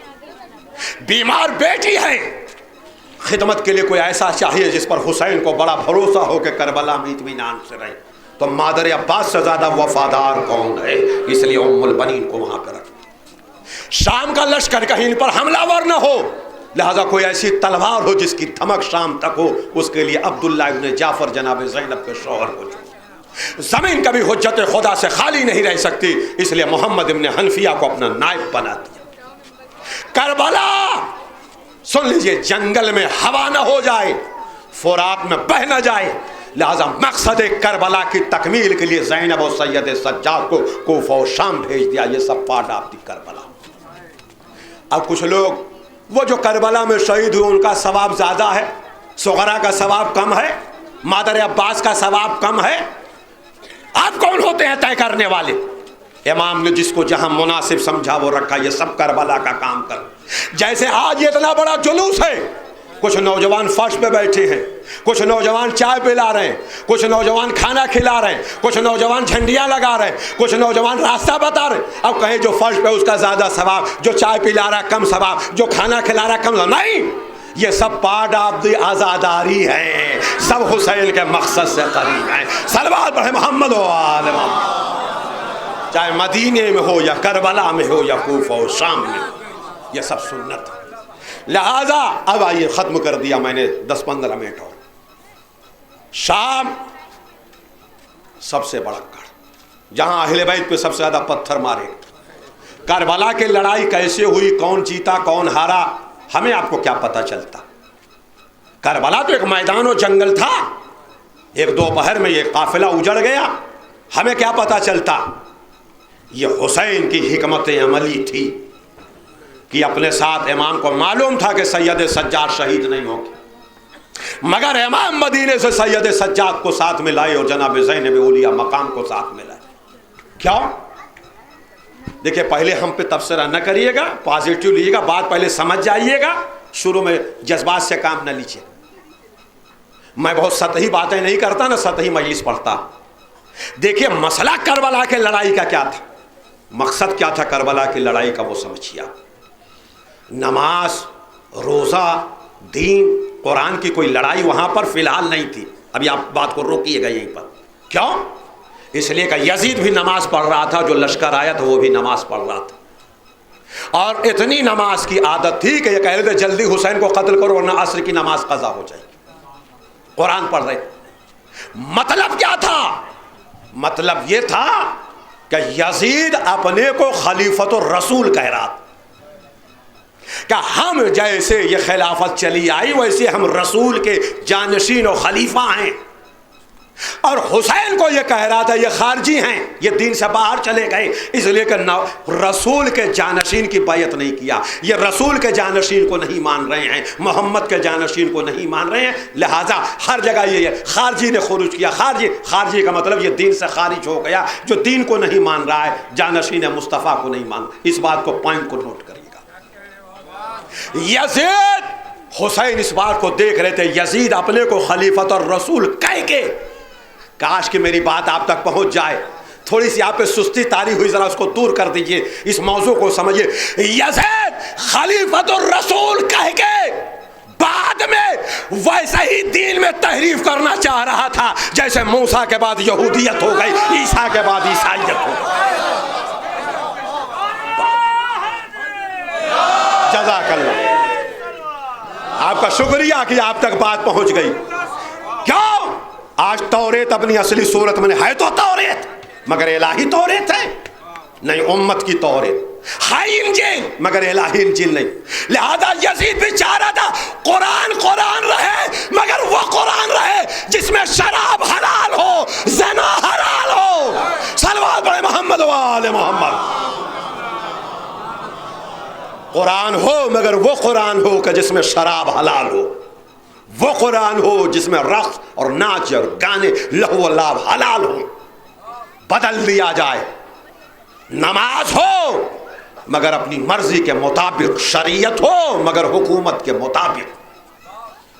اس بات کو امام حسین نے سمجھا اور یہ فریضہ سید سجاد و زینب اولیاء مقام کے ذمے لگائی. یہ کربلا کا مقصد یہ ہے کہ قیامت تک کے لیے مذہب یزید الگ ہو جائے اور مذہب محمد مصطفیٰ الگ ہو جائے. دشمن بھی ہو، نہیں جملہ آپ تک جا رہا، یزیدی بھی ہو مگر کھل کے مجمع میں نہ کہہ پائے کہ ہم یزیدی ہیں۔ صلوات پڑھے محمد و آل محمد۔ یزیدی ہو، یہ سید سجاد نے کیا، یہ آقا نے کیا۔ آج بہت سارے لوگ ہیں جن کے دل میں یزید ہے مگر ہم سے نہیں مطلب۔ کیوں نہیں مطلب؟ کل تک تو یہ جانشین پیغمبر امیر المومنین خلیفۃ المسلمین یہ کام جناب سید سجاد نے کیا تھا، اور ہر 50 سال کے بعد کسی کو کھجلی ہوتی ہے تو وہ کھڑا ہوتا ہے یزید کی حمایت کے لیے، تو الٹے منہ وہ گرتا ہے، اور 50 سال پھر کوئی کھڑا نہیں ہو پاتا۔ پھر 50 سال پہلے اسی شہر سے ایک آواز اٹھی تھی کہ کربلا کی لڑائی 2 شہزادوں کی لڑائی ہے۔ ہم نے اس کا جواب نہیں دیا، نہ کبھی ہم جواب دیتے ہیں، اہل سنت ہی کی طرف سے جواب۔ جیسے ہی یہاں سے یہ آواز اٹھی، دوسرے دن لاہور کے بہت بڑے اجتماع سے مولانا اسماعیل دیوبندی نے جواب دیا، کہا کل یہاں سے آواز آئی ہے کہ کربلا کی لڑائی 2 شہزادوں کی لڑائی تھی، تو اسماعیل دیوبندی کہتا ہے کہ کم سے کم کوئی حلال زادہ یزید کو شہزادہ تو نہیں کہہ سکتا۔ اسماعیل دیوبندی کہتا ہے کہ کوئی حلال زادہ یزید کو شہزادہ نہیں کہہ سکتا۔ شہزادہ تو کربلا میں ایک تھا کہ جس کا نام حسین تھا، جو آدم کے علم کا شہزادہ، نوح کے تقوی کا شہزادہ، ابراہیم کی خلت کا شہزادہ، موسیٰ کی ہیبت کا شہزادہ، یوسف کے جمال کا شہزادہ، محمد کے کمال کا شہزادہ۔ اب جو لوگ یزید کو شہزادہ بتا رہے ہیں وہ یہ تو بتائیں کہ کس کا شہزادہ تھا۔ اب یہ اہل لکھنؤ سمجھیں گے۔ اسماعیل دیوبندی نے کہا ماشاء اللہ، جب شہزادے کا پتہ چل گیا تو بادشاہ سلامت کا بھی نام بتا دوں۔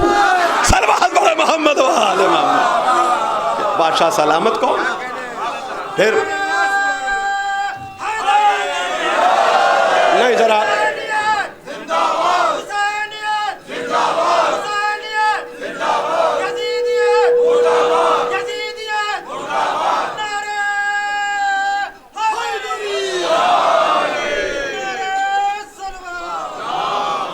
رکے، ابھی انشاءاللہ نعرے لگائیں گے آپ۔ پھر 50 سال کے بعد بمبئی سے آواز اٹھی کہ یزید رضی اللہ، سارے کاہے کا لعنت، آپ اتنی شدت پر بچے کو مار کے بھگائی یہاں سے، اتنی شدت کیوں ہے؟ جب یہ آواز آئی شیعہ سنی سارے لوگ، سارے علماء نے تقریریں کی، میں نے رد میں کوئی تقریر نہیں کیا، میں نے رد میں ذاکر نائک کی کوئی تقریر نہیں کیا، اور نہ آج تک کرتا۔ میں نے کئی خط لکھا، جواب نہیں ملا، جا کے ان کے آفس میں دے کے آیا۔ میں نے کہا صاحب میں آپ کو اعظم گڑھ اپنے مدرسے پہ دعوت دیتا ہوں، آپ کا ویلکم کرنے کے لیے، سواگت کرنے کے لیے 25 کلو کا گلاب کا ہار ہم آپ کو پہنائیں گے، ہم آپ کو ایوارڈ دیں گے۔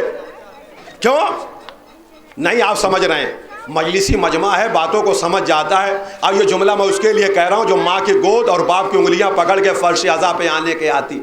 آئیے، ہم چڑھیں گے تھوڑی، ہم آپ کو ایوارڈ دیں گے، ہار مالا پہنائیں گے۔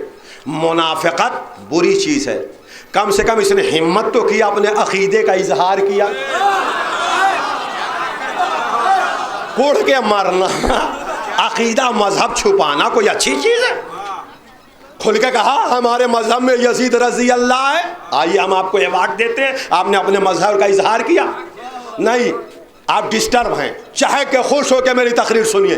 سنو نوجوانوں، یزید کے رضی اللہ کہنے سے ہم کیوں ناراض ہو؟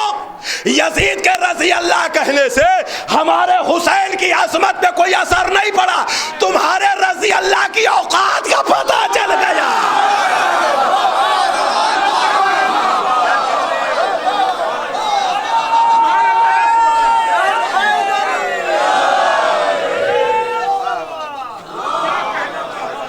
تمہارے ہم کیوں پریشان ہو؟ ہمارا مذہب پریشان ہونے کا تھوڑی ہے۔ شوق سے کہیے، بینر لگائیے، آپ کے رضی اللہ کی اوقات کا پتہ چلا۔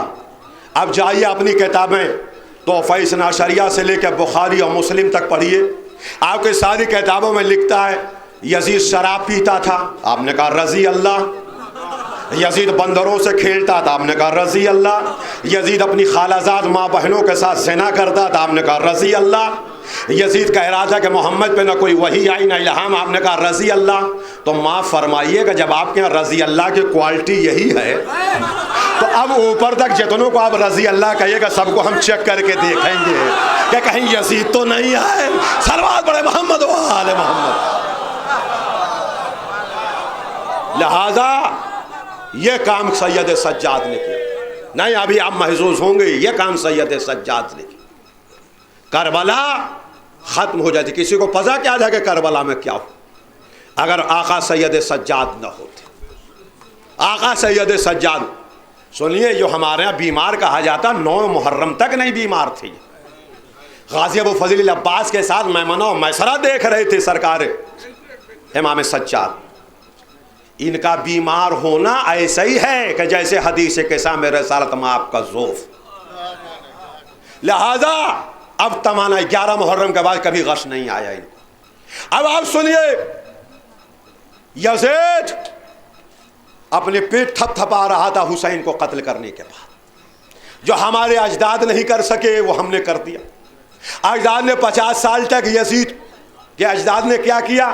علی چور، علی ڈاکو، علی خون پیتے ہیں، حتیٰ کہ جب علی کی شہادت کی خبر شام میں پہنچی تو یہ ہوا علی مارے گئے۔ کہاں مارے گئے؟ کہا مسجد میں۔ تو شامیوں نے کہا علی مسجد میں کس لیے گیا تھا؟ کہا نماز پڑھنے کے لیے۔ تو کہا کیا علی بھی نماز پڑھتے تھے؟ یہ پروپیگنڈے کا اثر۔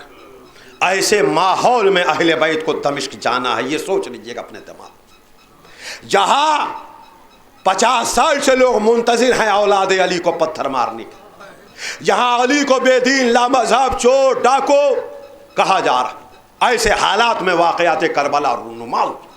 آقا سجاد، یہ 1 گھنٹے کی تمہید صرف اسی ایک جملے کے لیے اگر یہ سمجھ گئے تو آپ سب سمجھ گئے۔ امام سید سجاد کے کئی خطبے ہیں مگر 3 مارکت الارا خطبے، ایک کوفے میں دیا، ایک دربار یزید میں یزید کے سامنے دمشق میں دیا، ایک جنت البقیع میں واپس آ کے مدینے میں دیا۔ تینوں خطبے میں زمین آسمان کا فرق۔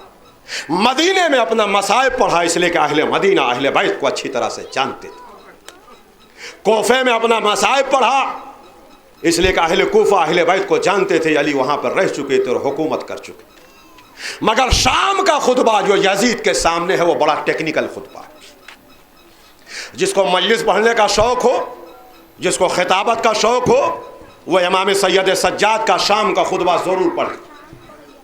میں 35 سال سے مجلسیں پڑھتا ہوں، میں یہ جانتا ہوں کہ کون نقطہ کہوں گا آپ کتنی تعریف کریں گے۔ جیسے ڈاکٹر چہرہ دیکھ کے بتا دے کہ 102 ڈگری بخار ہے پھر ناپ کے دکھا دے، ویسے میں آپ کو بتا سکتا ہوں کس لفظ پہ کتنا آپ اچھلیں گے۔ کیوں؟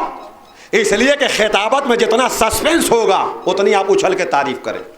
پہلے ہی آپ کو پتہ چل گیا کہ ہم کریں گے تو آپ مسکرا کے رہ جائیں گے۔ آپ دیکھیے آقا سید سجاد کی تقریر میں سسپینس کتنا۔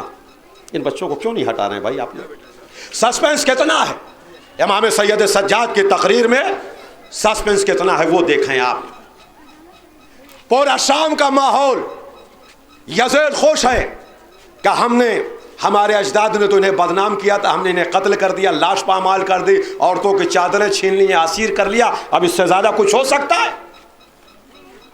یزید کمال پر ہے، سب ہم نے ان کو ذلیل و رسوا کیا۔ چاہ یہ رہا تھا کہ یہ خبر پوری دنیا میں جائے۔ یزید کی حکومت پورے ایشیا، انڈیا اور چائنا چھوڑ کر افریقہ، یورپ کے کچھ ممالک، اتنی بڑی حکومت آج تک کسی کو نہیں ملی۔ 1 مہینے کا وقت مل گیا۔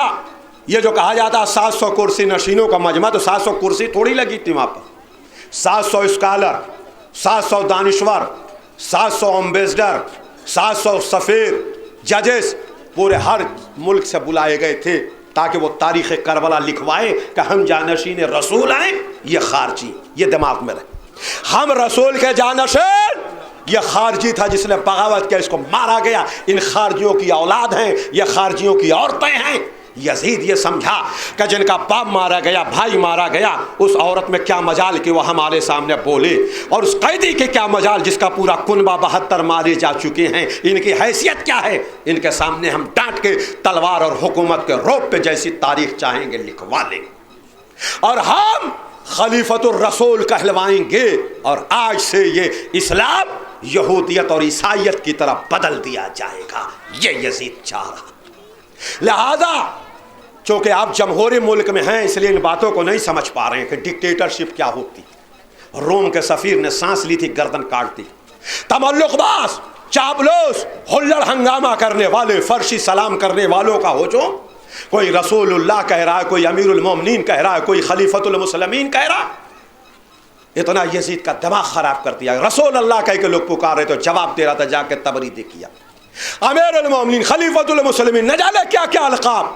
ایسے ماحول میں جہاں پوری مسجد اموی بھری ہو، صحن بھرا ہو، برآمدہ بھرا ہو، چاروں طرف کے گیٹ بھرے ہو، ساری سڑکیں بھری ہوں، ایسے عالم میں چند عورتوں کو رسن بستہ لا کے سامنے بیٹھا لا گیا، اور ایک 23 سال کے جوان کو جس کے ہاتھوں میں ہتکڑیاں اور بیڑیاں، گلے میں ڈبل خاردار توق، اسے لا کے سامنے بیٹھا لا گیا۔ ایک مرتبہ ذرا مل جل کے بآواز بلند صلوات پڑھ دیں۔ نہیں، آج شہادت کا دن ہے، آپ کے دل و دماغ میں جتنی آقا سجاد سے محبت اور الفت ہو اتنی بلند آواز سے خراج عقیدت دیجیے۔ جزاک اللہ، جزاک اللہ، خدا آوازوں پہ رحمت نازل فرمائے۔ اب سنیے آپ، کیسے میں اپنی دل کی بات آپ کے ذہن میں اتار دوں، بس یہ خدا اتار سکتا ہے جو میرے دل میں۔ ایسے ہنگامی حالات، جس کا باپ مارا گیا، جس کا بھائی مارا گیا، جس کا پورا کنبہ مارا گیا ہو، 1 مہینے 2200 کلومیٹر کشاں کشاں ناموسوں کو لے کے آیا، دوسرا ہوتا تو اس کا دماغ ہوش و حواس اپنی جگہ پہ نہ رہتا۔ دشمنوں کا ہجوم، ٹھاٹھے مارتا مجمع، ڈھول تاشوں کی آوازیں، قہقہے لگائے جا رہے ہیں، مذاق اڑایا جا رہا۔ یزید مچان پہ بیٹھا ہوا ہنس رہا ہے، امام حسین کے دندان مبارک پر چھری مار رہا ہے۔ مصائب نہیں میں پڑھتا، کوئی دوسرا ہوتا تو دل و دماغ اپنی جگہ پہ۔ عظمت سمجھیے، جو ہمیں کوئی بیمار کہتے کتنے شجاع ہیں آقا سجاد، وہ سنیا شجاعت دیکھیے۔ سب برداشت کر کے ممبر کے سامنے آ کے بیٹھے۔ یزید نے اپنے سکھے سکھائے، سدھے سدھائے، رٹے رٹائے، پوروانچل کا جملہ کہہ رہا ہوں، اپنے خطیب سے کہا جا ممبر پہ گالی دین کے اجداد کو برا بھلا کہا جیسے میرے باپ نے دلوائی تھی، اور ہمارے اجداد کی تعریف کر، اور ہمیں بتا کہ یہ جانشین محمد ہے، یہ خارجی ہے جس کے باپ کو مارا گیا، یہ خارجی کا سر رکھا۔ اسلام سمجھ لیا، کربلا سمجھیے، بس ہاتھ جوڑ رہا ہوں، مصائب ختم ہو رہا۔ ممبر پر خطیب آیا، حد سے زیادہ علی کو برا، امام حسن کو گالیاں، اہل بیت کو برا۔ امام روتے رہے، برداشت کرتے رہے، گردن چھپائے۔ اس کے بعد یزید کے اجداد کی تعریف گنانے لگا، امام صبر کرتے رہے، پیمانے صبر لبریز ہوتا رہا۔ اس کے بعد ہوتے ہوتے جب خلافت کو یزید تک لے کے آیا اور یہ کہا کہ یہ جانشین پیغمبر ہیں، حسین خارجی تھا جسے کربلا میں مارا گیا، اور یہ خارجی کا بیٹا ہے جو اسیر کر کے لایا گیا، یہ خارجیوں کی عورتیں۔ بچے چاہیے خارجی کہا، سید سجاد نے، میری طرف دیکھے نوجوانوں، اب میں 50 تقریر امام سجاد پہ کروں تو اتنا بڑا جملہ نہیں، یہ پوری تمہید اسی کے لیے، لفظوں کو ضائع نہ کریے گا ورنہ مولا سجاد کو آپ جواب دیجیے گا۔ بچے ہی کہا کہ یہ جانشین محمد، یہ خارجی تھا جو مارا گیا، یہ خارجی کا بیٹا، یہ خارجی کے ناموس ہے۔ امام سید سجاد نے توق و بیڑی و زنجیر کو سنبھالا، میری طرف دیکھو، اور اپنی آنکھوں کو خطیب کی آنکھوں میں گاڑ کے ایسے دیکھا جیسے ان کے دادا علی کی ذوالفقار لوگوں کی نسلوں کو دیکھتے، نہیں بات آیا تک پہنچ، جیسے ان کے دادا، مجبور سمجھا تھا، جیسے ان کے دادا علی کی ذوالفقار لوگوں کے نسلوں کو دیکھتے۔ آنکھوں میں آ کر ڈال کے کہا، اچھا یہ مجمع یہ سمجھ رہا ہے کہ یہ امیر المومنین ہے، محمد کا وارث ہے، محمد کا جانشین ہے، یہ خارجی ہے؟ سارے لوگ امیر المومنین، خلیفۃ المسلمین، یہ وہ نہ جانے کیا القاب، یہ تو قیدی ہے، اس کی حیثیت کیا؟ جب قیدی نے آنکھوں میں آ کر ڈال کے چپ لگا، او خطیب تجھ پہ خدا کی لعنت ہو کہ اس ملعون کو خوش کرنے کے لیے غضب خدا خرید رہا ہے۔ نہیں بات آپ تک پہنچی، اس جملے کو بڑے ہلکے میں آپ نے لے لیا، تجھ پہ لعنت ہو، اتر نیچے۔ روب اتنا تھا کہ وہ ممبر سے نیچے اتر گئے۔ اب یہ جو پھیرے میں کاغذ اور قلم سب کو بانٹے گئے تھے 70,000 کرسی نشینوں کو، جو یہ لکھنے والے تھے کہ یزید محمد کا جانشین ہے اور حسین خارجی ہے یا خارجی کا بیٹا، سب کے قلم رک گئے. آئیں ٹھہرو، جلدی نہ کرو، جلدی نہ کرو. ارے یہ قیدی، اس کے ہاتھوں میں ہتھکڑیاں بیڑیاں، نہ اس کو امیر المومنین نہ خلیفۃ المسلمین، جس کو جانشین محمد کہہ رہے ہیں ہم، نہ یہ امیر المومنین نہ خلیفۃ المسلمین، یزید کہہ کے پکار رہا اور ڈانٹ کے اس کو اتار دیا ممبر پہ. سچائی جانو، سچائی جانو، جلدی نہ کرو. کیپ سائلنٹ مجمع ہو گیا. سوئی گر جائے تو آواز. ہاں یہ کیا ہو گیا؟ ابھی تو ہم کو 50 سال سے یہ سکھایا گیا تھا، یہ کیا ہوا؟ تب تک اب سسپینس دیکھیے. امام مڑے مجمع کی طرف اور پھر یزید کو دیکھا. کاسن لے یا یزید اوتحال الاباد، اے یزید بہت ہو گیا، اب مجھے بھی اجازت دے کہ میں اس لکڑی کے چھانچے پہ جا کر کچھ کہوں اللہ رسول کی باتیں جس میں ان کے لیے ثواب ہو اور آخرت کی بات. اب اتنا کہنا تھا، آپ تھک گئے ہیں لگ رہا. ایک چنگاری دلوں میں ہم کو تو بتایا گیا تھا یہ دین سے باہر ہے، یہ خارجی کا بیٹا ہے، یہ کہہ رہا ہے کہ ہم ممبر پہ جا کے اللہ رسول کی بات کریں گے. اس کو اللہ سے کیا مطلب، اس کو رسول سے کیا مطلب؟ 50 سال سے بتایا گیا نا یہ بے دین، یہ خارجی، یہ ڈاکو اور چور کے بیٹے ہیں. اب مجمع کہنے لگا کہ اس کو بے دین اللہ مذہب ہے، اس کو اللہ رسول سے کیا مطلب، یہ کیوں اللہ رسول کی باتیں کرنے لگا. دوسرے نے ڈانٹ کے کہا ابے مطلب ہے تبھی تو کہہ رہا ہے، وہ کیوں نہیں بول رہا ہے جو سامنے بیٹھا ہے؟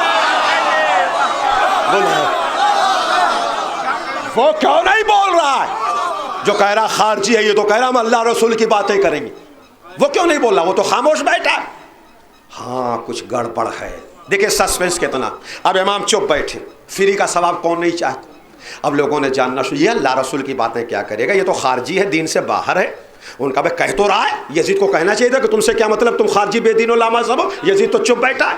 اب جو وی آئی پی آگے کے 100-200 تھے، انہوں نے آہستہ سے کہا امیر اجازت دے نہ دے، دیکھیں یہ اللہ رسول کی کیا باتیں کرے گا. وہ جان کے انجان بن گیا. اب جب 200 کی بات نظر انداز کیا تو 2000 بولے امیر اجازت دے دے، دیکھیں یہ اللہ رسول کی قیدی اور خارجی کیا بات کرے گا. چپ یزید.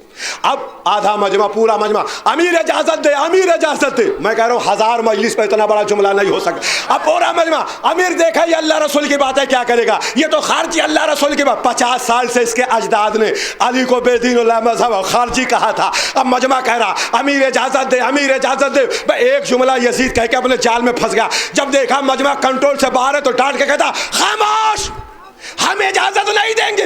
کہا کیوں؟ کہا تمہیں نہیں معلوم یہ ممبر پہ جائیں گے تو ہمیں برا بھلا کہیں گے. آخری فرد تک یہ ممبر پہ جائیں گے. نہیں سمجھے آپ جمہوری ملک میں ڈکٹیٹرشپ نہیں جان رہے ہیں. سانس نہیں کوئی یزید کے سامنے لے رہا. یزید گھبرا کے کہہ رہا یہ ممبر پہ جائیں گے تو ہمیں برا بھلا کہیں گے. بس لاکھوں کا مجمع کھڑا ہوگا. ارے امیر یہ کیا کہہ رہا، ساری دنیا تجھ سے ڈرتی ہے، تو اپنے قیدی سے ڈر رہا ہے. ساری دنیا تجھ سے ڈر رہی ہے، تو اپنے قیدی سے ڈر رہا ہے. اتنی بڑی حکومت، اس کے باپ کو، اس کے خاندان کو تو نے مارا. یہ ہتھکڑیاں تیری، یہ بیڑیاں تیری، یہ لنگر تیرے، یہ فوج تیری، یہ لشکر تیرا، یہ سپاہی تیرے، یہ دربار تیرا. اپنے دربار میں، اپنے ملک میں اپنے قیدی سے ڈر رہا. اب لوگ ایک دوسرے کے کان میں کہنے لگے جلدی جانو سچائی، یہ کوئی معمولی قیدی نہیں لگ رہا.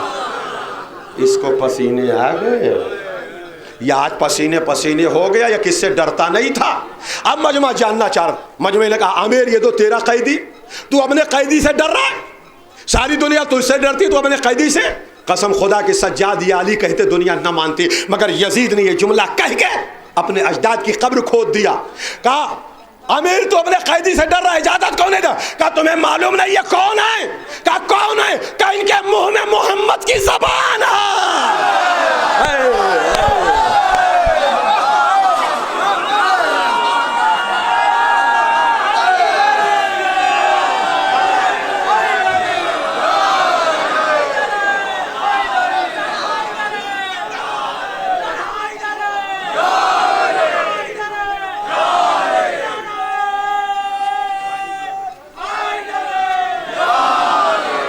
جزاک اللہ.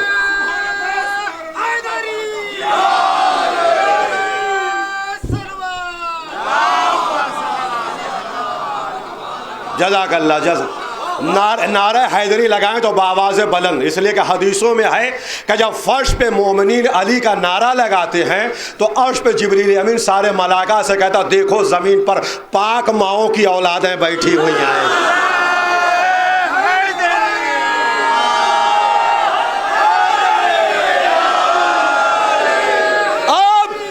اب یزید یہ جملہ کہہ کے پھنس گیا کہ اس کے منہ میں بیٹھیں آپ، اس کے منہ میں محمد کی زبان ہے۔ ابھی تک تو یہ بتایا گیا تھا کہ یہ بے دین ہیں، یہ لامذہب ہیں، یہ تارک الصلاۃ ہیں، یہ خارجی ہیں، ہم محمد کے وارث، ہم محمد کے جانشین ہیں۔ بس یزید نے یہ جملہ کہا، بیٹھے بھائی آپ، کہا کہ یہ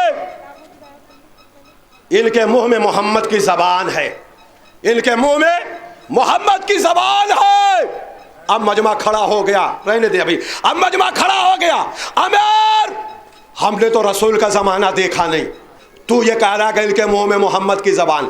دیکھیں بیچ میں خلل واقع ہو گیا، اسی جذبے سے فضائل سنیے، میں نے پوری تمہید بنائی۔ یزید، تیرے اجداد نے تو بتایا تھا کہ یہ بے دین و لامذہب و تارک الصلاۃ ہیں، یہ خارجی ہیں، اور تو کہہ رہا ہے کہ ان کے منہ میں محمد کی زبان ہے۔ تو ہم نے تو محمد کا زمانہ نہیں دیکھا، ہم نے محمد کا لہجہ نہیں دیکھا، ہم نے محمد کی تقریر نہیں دیکھی، لہذا ممبر پہ جانے دے تاکہ نبی کا لہجہ دیکھیں، نبی کا طرز تکلم دیکھیں، نبی کی صورت دیکھیں، نبی کی سے سروات بڑے محمد و آل محمد۔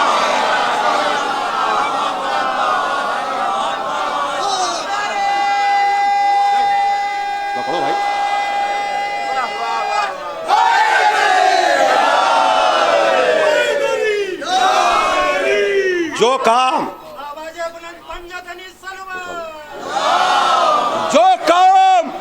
اگر امام سجاد کہتے تو کوئی نہ مانتا، یزید نے خود سے کہہ دی۔ اب مجمع بھی پھر گیا، ہم نے تو نبی کا زمانہ نہیں دیکھا، نبی کا انداز، نبی کا تکلم جانے دے تاکہ ہم دیکھیں کہ زبان رسالت کیسی ہوتی ہے۔ اب یزید مجبور ہو کے کہتا جائیے ممبر پر۔ اب امام سید سجاد ممبر پر آئے، سجاد معاف کریں، معاف کریں، معاف کریں، خاکم بدہن۔ یہ الفاظ اردو کی کمی ہے کہ میرے پاس لفظ نہیں ہے، میں یہ جملہ اپنے نوجوانوں کو سمجھانے کے لیے کہہ رہا ہوں، مولا معاف کریں۔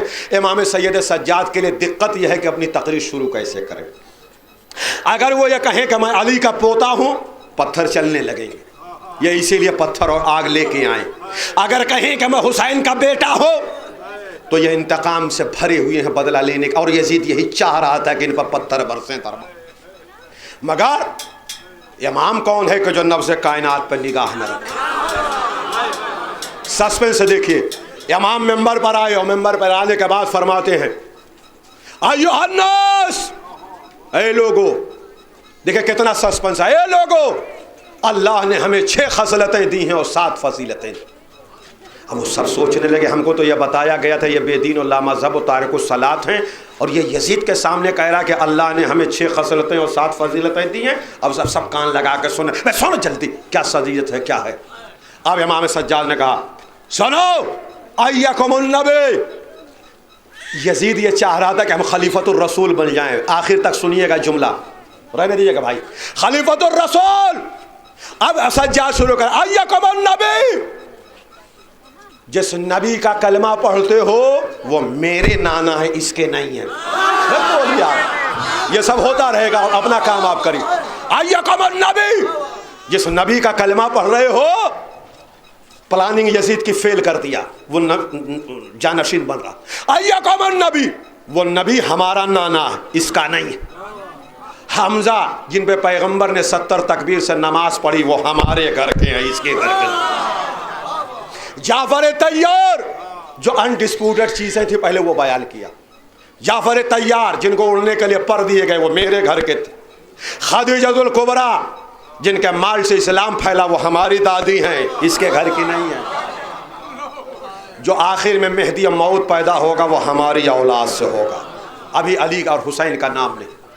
مجمع کہنے لگا ہیں یہ کہہ رہا ہے کہ ہم جانشین ہیں، یہ کہہ رہا ہے ہم محمد کے بیٹے ہیں، حمزہ کے بیٹے ہیں، خدیجہ کے بیٹے ہیں، یہ کیا مسئلہ ہے؟ ہم کو 50 سال سے کیا بتایا گیا؟ اب سب انہوں نے کہا سنو جو فضیلتیں ہماری، اللہ نے ہمیں علم دیا، اللہ نے ہمیں حلم دیا، اللہ نے ہمیں شجاعت دی، اللہ نے ہمیں سخاوت دی، اللہ نے ہمیں قناعت دی، اللہ نے ہمیں بردباری عطا کی۔ یہ سب فضیلتیں ہیں، اور اللہ نے ہماری محبت مومنوں کے دلوں میں ودیت کر دی. اب تم جانو مومنوں کے نہیں. وہ سب کہنے لگے یہ کیا کہہ رہا ہے، علم اس کو شجاعت سخاوت اس کی محبت، یہ کیا کہہ رہا؟ ہم کو تو بتایا گیا تھا یہ خارجی ہیں. دوسروں نے کیوں نہیں مار کے کہا ابے کہہ رہا یزید کے سامنے کیوں نہیں ٹوکتا، بیٹھا تو ہے. یزید کے سامنے اپنا قصیدہ پڑھنا شروع. بھائی لاکھوں کا مجمع کھڑا ہو گیا. قائدے ہم کو تو یہ بتایا گیا تھا کہ تم لوگ تارک الصلاۃ کی اولاد ہو، بے دین اللہ مذہب کی اولاد ہو، تم لوگ دین سے باہر ہو گئے ہو، تم لوگ نبی اور رسول کو نہیں مانتے. تم یہ کہہ رہے ہو کہ محمد کے بیٹے ہیں، حمزہ کے بیٹے ہیں، جعفر کے بیٹے، خدیجہ کے بیٹے. تو اب تجھ پہ تیرے ذات کی قسم ہے، ان ذوات مقدسہ کی، پیغمبر کی. اب ذرا قریب سے اور اپنا حسب و نسب بتا. ہم بہت کنفیوز ہو گئے، ہمارا ایمان گڑبڑ ہو رہا ہے، تم بتاؤ کون ہو.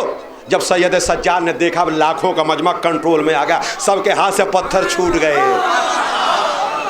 اب وہ سب جاننا چاہتے ہیں. تو مجھ جیسا گناہگار جب پڑھ رہا ہے تو آپ چہک چہک کے تعریف کر رہے ہیں. جب زمانے کے امام نے خطبہ دیا ہوگا تو یزید کا دربار کیسے ہل رہا. اب یزید کے دربار میں فصاحت و بلاغت سجاد نے شروع کیا. کہا سنو اگر جاننا چاہتے ہو تو جان لو، یبن صفا والمروہ یبن حل والحرم یبن بطحا والمکہ، میں صفا کا بیٹا ہوں، میں مروہ کا بیٹا ہوں، میں حل و حرم کا بیٹا ہوں، میں خانہ کعبہ کا بیٹا ہوں. ساری دنیا حجر اسود کا بوسہ لیتی، حجر اسود ہمارے ہاتھ کا بوسہ لیتا ہے. مجمع کھڑا ہونے لگا. نہیں قیدی ذرا قریب سے اپنے حسب و نسب کو بتا کہ تو کون ہے. کہا جاننا چاہتا تو جان لے، جو آئین خانہ کعبہ میں پیدا ہوا میں اس کا بیٹا ہوں، جو ہر جنگ میں رسول کا ناصر و مددگار تھا میں اس کا بیٹا ہوں، جس کے ہاتھ میں پرچم اسلام تھا میں اس کا بیٹا ہوں، جس کے گھر سے دعوت اسلام آگے بڑھی میں اس کا بیٹا ہوں، جو رسول کا ناصر و مددگار تھا میں اس کا بیٹا ہوں، جس کے ہاتھ میں خیبر میں عالم تھا میں اس کا بیٹا ہوں، جو کافروں کے گردنوں کو موڑ رہا تھا میں اس کا بیٹا ہوں، جس کے گھر فرشتے آیا جایا کرتے تھے میں اس کا بیٹا ہوں، جس کے گہوارے کو جبریل جھلاتے ہیں میں اس کا بیٹا ہوں، جس کے دادی کی چکیاں جبریل ہلایا کرتے تھے میں اس کا بیٹا ہوں، جس کے گھر حور و غلمان آیا کرتے ہیں میں اس کا بیٹا ہوں، جس کے گھر جنت سے کھانے آتے تھے میں اس کا بیٹا ہوں، جو معراج میں رسول کا ناصر و مددگار تھا میں اس کا بیٹا ہوں، جس کے لہجے میں معراج میں خدا نے بات کی میں اس کا بیٹا ہوں. مجمع کھڑا ہو گیا. قیدی تو اس ذات کی قسم ہے کہ وہ اس کا نام بتا دے کہ جس کے اندر اتنے کمالات تھے وہ دنیا میں آیا بھی واپس چلا بھی گیا، ہم نے نہیں پہچانا. سید سجاد نے کہا اگر جاننا چاہتے ہو تو اس مرد باوقار کا نام علی بن ابی طالب ہے جو میرا دادا. صلوات پڑھیں محمد و آل محمد.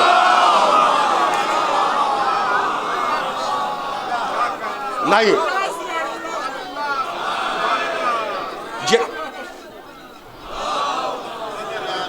یہ دلے کلیجے کی طاقت سے میں تنہا پڑھ رہا ہوں. یہ 5000 کا مجمع میرا ساتھ تھے. اب مجمع کھڑا ہو گیا یزید کی طرف، جس کو امیر المومنین خلیفۃ المسلمین، اور نہ جانے کیا کہہ رہا تھا. لاکھوں کا مجمع کہہ رہا امیر تجھ نے اور تیرے اجداد نے تو بتایا تھا کہ علی بے دین ہے، علی چور ہیں، علی بچوں کو چیر کھاتے ہیں، لامذہب ہیں، خارجی ہیں. یہ قیدی تیرے سامنے کیا کہہ رہا. بول. اب ہم بخشے نہیں جا سکتے، ہم ہمارے اجداد ہلاک ہو گئے اس لیے کہ ہم نے اہل بیت اور علی کو نہیں پہچانا. اس کے قصوروار تم ہو، بتاؤ. اب یزید تڑپنے لگا کیا کرے. سید سجاد پہچانیے، سجاد اتنا پاورفل بادشاہ یزید. جب اب یزید کے پاس کوئی مجمع کہہ رہا بول امیر بول، وہ تو بتا رہا علی میں یہ کمالات، علی میں یہ کمالات، علی میں یہ کمالات. اب یزید چپ ہو گیا تو سید سجاد میری طرف دیکھے 5-7 منٹ اور. امام سید سجاد توق و بیڑی و زنجیر کو سنبھال کے کھڑے ہوئے اور مجمع کو دیکھ کے کہتے ہیں یزید. مجمع پوچھ رہا بتاتا ہے کیوں نہیں. بھائی کاش کہ یہ اے یزید 50 سال سے جو تو نے پروگنڈا کیا بتا مجمع میں.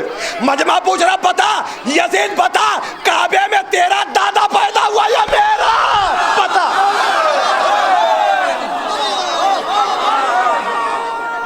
بتا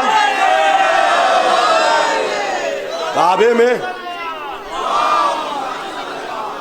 میں میرا دادا پیدا ہوا یا تیرا دادا بتا مجمع کو. جبریل میرے گھر آتا تھا کہ تیرے گھر بتا مجمع کو. محمد ہمارے نانا کے تیرے نانا بتا مجمع کو. کلیجہ چبانے والے کی اولادو بول مجمع میں، بول مجمع میں. اب ایک جملہ ہے جو آپ تک رہے بغیر ممبر سے نہیں اتروں گا. کہنے لگا مجمع والوں یہ کیا بتائے گا. ہم مجمع میں بتا رہے ہیں میرا باپ حسین میرا دادا علی، میرا دادا ابو طالب، خدا مجھے قیامت تک کی حیات دے دے تو اپنے دونوں پیروں پہ کھڑا ہو کے یزید کے دربار میں اپنے اجداد کے فضائل ایسے ہی سناتا رہوں گا۔ قیامت آ جائے گی، فضائل ختم نہیں ہوں گے۔ اور سن، یہ جملے کی قدر کریے گا، نہیں سمجھ میں آئے گا تو گھر میں یاد کر کے تعریف کریے گا۔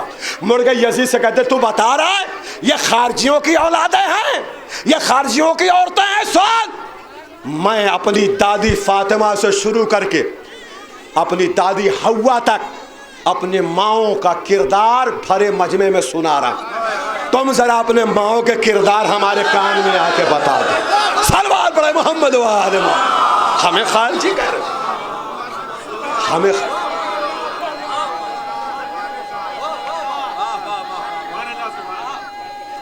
ان کو سمجھ،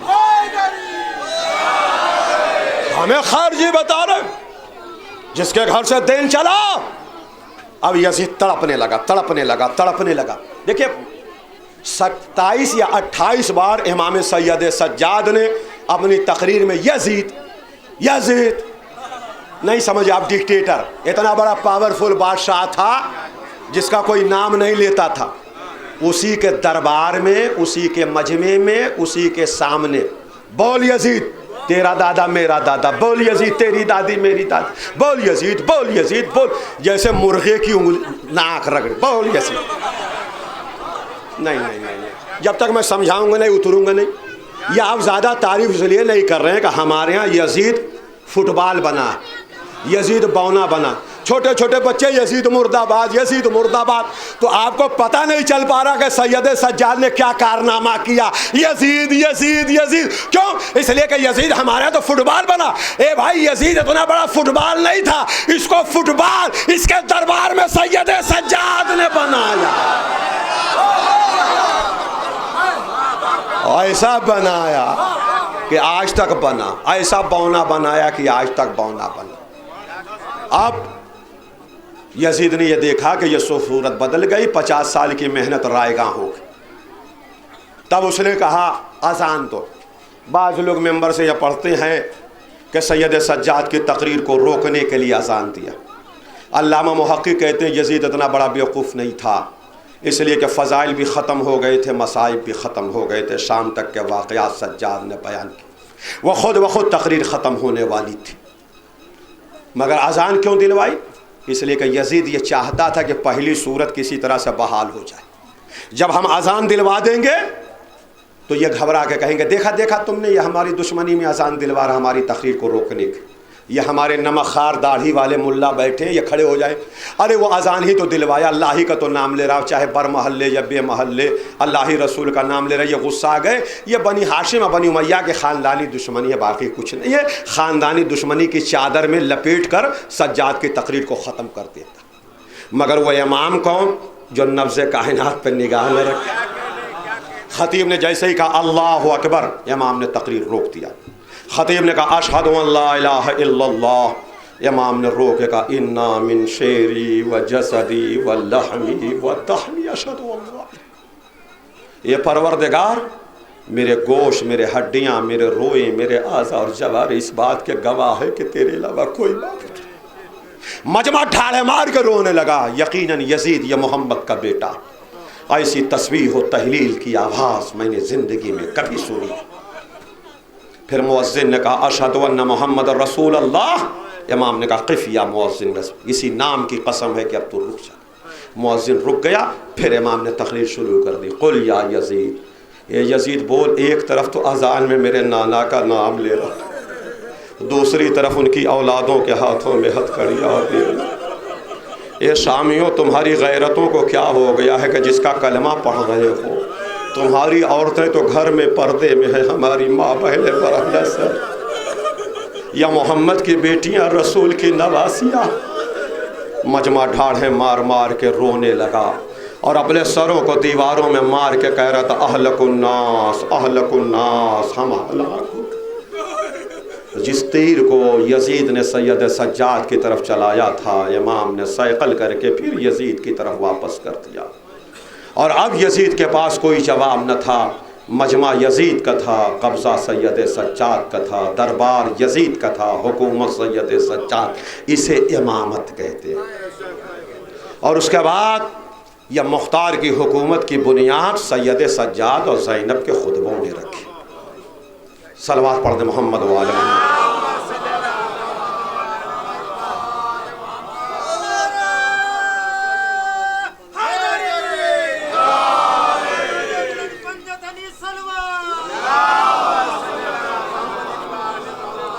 مجھے پورا خطبہ پڑھنا تھا مگر وقت بہت زیادہ ہو گیا، اس لیے میں مصائب پہ معذرت کے ساتھ پھر کبھی موقع ملے گا تو آپ کو سنا دوں گا۔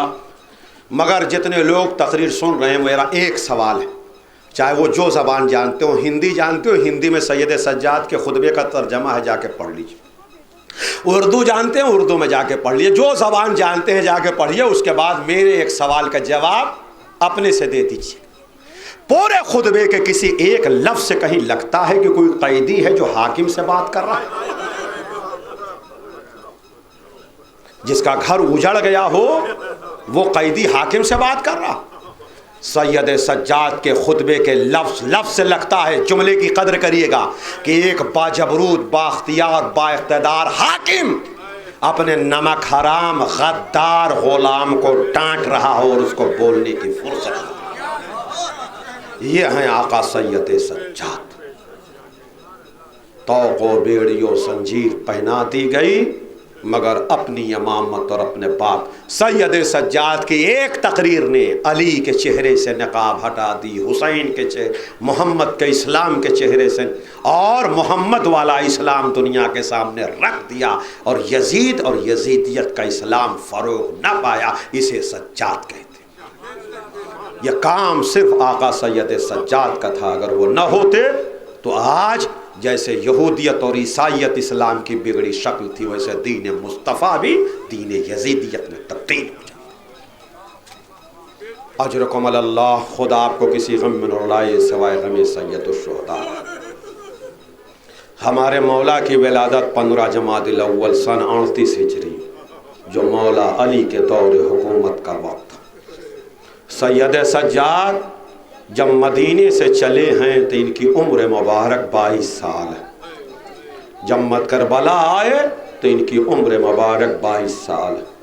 خدا آپ کو کسی غم میں رلائے سوائے غم سید الشہداء میں صرف آقا سید سجاد کی شہادت پڑھوں گا، مگر رات بھر ان مصائب کو یاد کر کے روئیے گا جو بڑی ذمہ داری سے میں مقاتل سے سنا رہا ہوں کہ 11 محرم کی صبح جب کربلا میں نمودار ہوئی تو شام غریبہ کے سوئے ہوئے بھوکے پیاسے بچے جلی ہوئی قناتوں سے جب اٹھے تو ایک مرتبہ حسین کی بیٹیوں میں سے کسی بیٹی نے یہ دیکھا کہ کچھ ننگی پیٹ اونٹ لائے جا رہے ہیں۔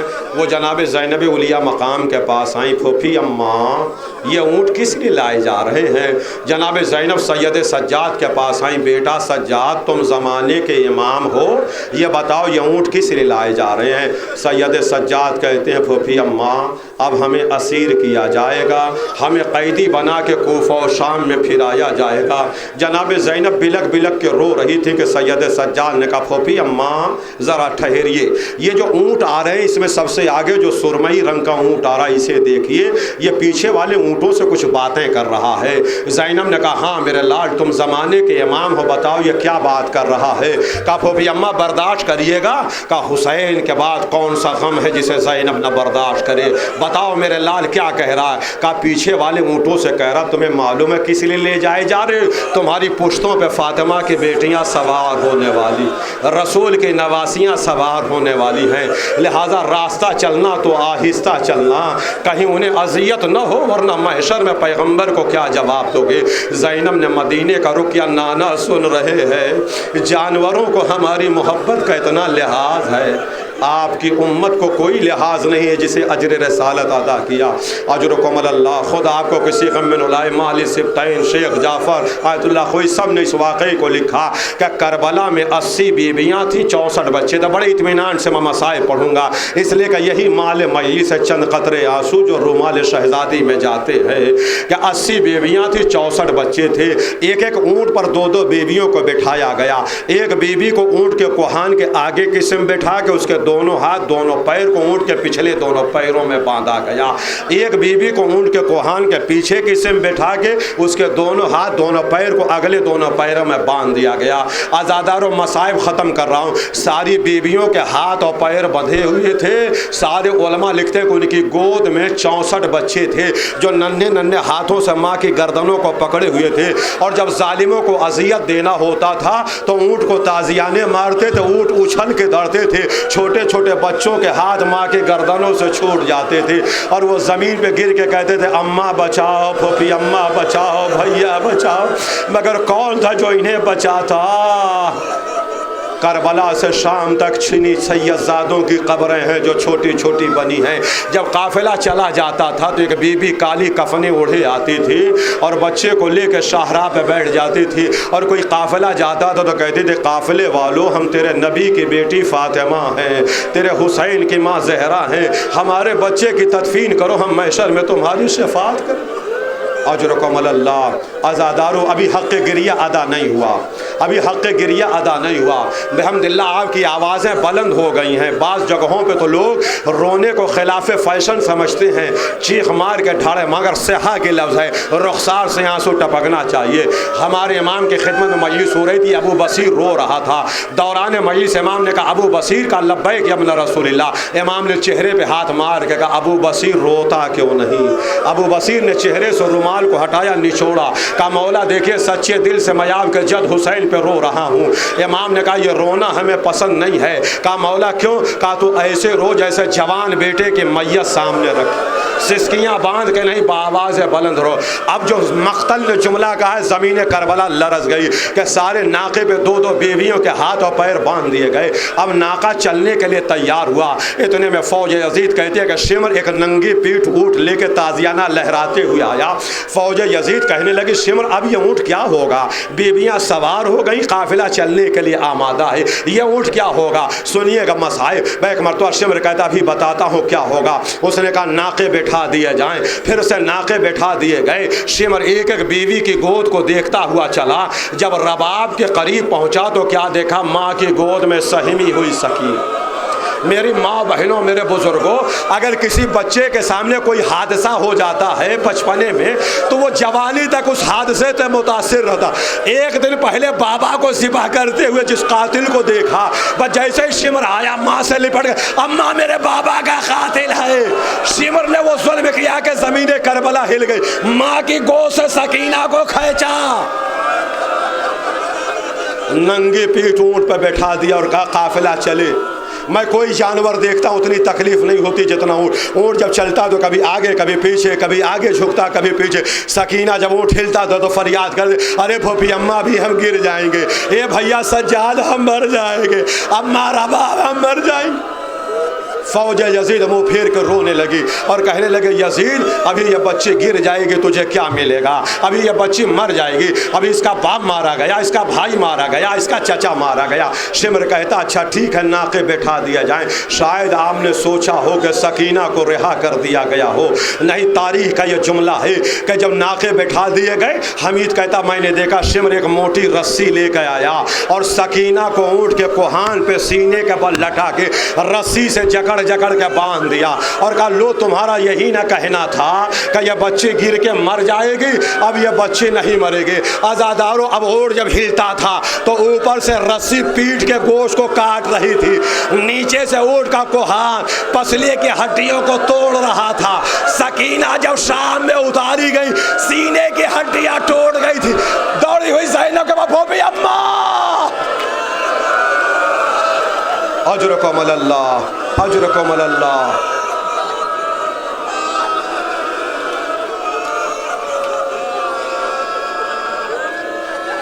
तकरीबन 10 साल पहले, अब ये तारीख़ें आ रही, 10 साल पहले मैं शाम की ज़ियारत के लिए गया था।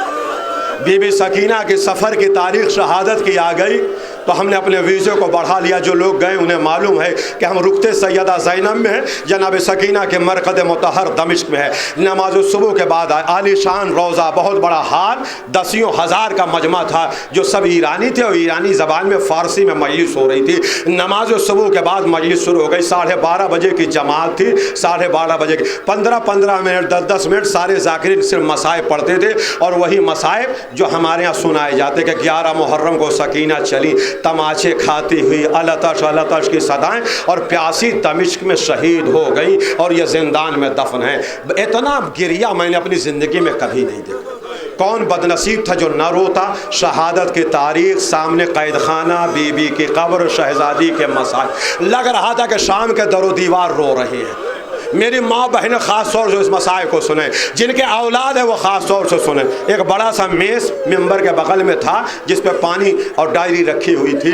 بس 12:15 بجے تقریر ختم ہوئی تو میں نے سوچا کہ اب یہ آخری مجلس ہے, 12:30 کی نماز ہے, ہم چلیں. مگر اتنے میں دوسرا خطیب کھڑا ہو گیا تو میں نے سوچا 10 منٹ یہ بھی پڑھے گا, سن لیں. وہیں سے کھڑے ہو کے سننے لگے. اس نے مسائل شروع کیا. ایک چیخ تھی. اتنے میں مسائل پڑھتے پڑھتے کہتا کوئی مومنہ کے پاس اگر 4 سال کی بچی ہو تو نام سکینہ پہ ہمیں دے دے. میں سوچنے لگا یہ کیا کہہ رہا, ہمارے ہندوستان میں کبھی ایسا نہیں ہوا. میں چوک کے دیکھنے لگا. اتنے میں ہاتھوں پہ ایرانی پھول جیسی بچی ممبر کے پاس آ گئی. اس نے میز پر اس بچی کو کھڑا کیا, میز پہ کھڑا کیا, اور پوری طاقت سے کہا نوجوانوں ذرا اس بچی کو دیکھو, میری ماں بہنوں دیکھو, میرے بزرگوں اس بچی کو دیکھو. اگر میں ایک تماچا مار دوں, ابھی ایک تماچا مار دوں تو اس کے رخسار سے خون نکل آئیں گے. اس نے 21 کتاب کے حوالے سے پڑھا کہ شمر کے ہاتھ میں حبشیوں جیسی طاقت تھی. سکینہ کو ایک تماچے نہیں, کربلا سے کوفہ, کوفہ سے شام, تماچوں پہ تماچے, تماچوں پہ تماچے. اور سکینہ پلٹیاں کھاتی تھی اور کہنی کے بل اٹھ کے کہتی تھی چچا عباس, سکینہ چچا عباس, شمر یتیم سمجھ کے مار رہا ہے.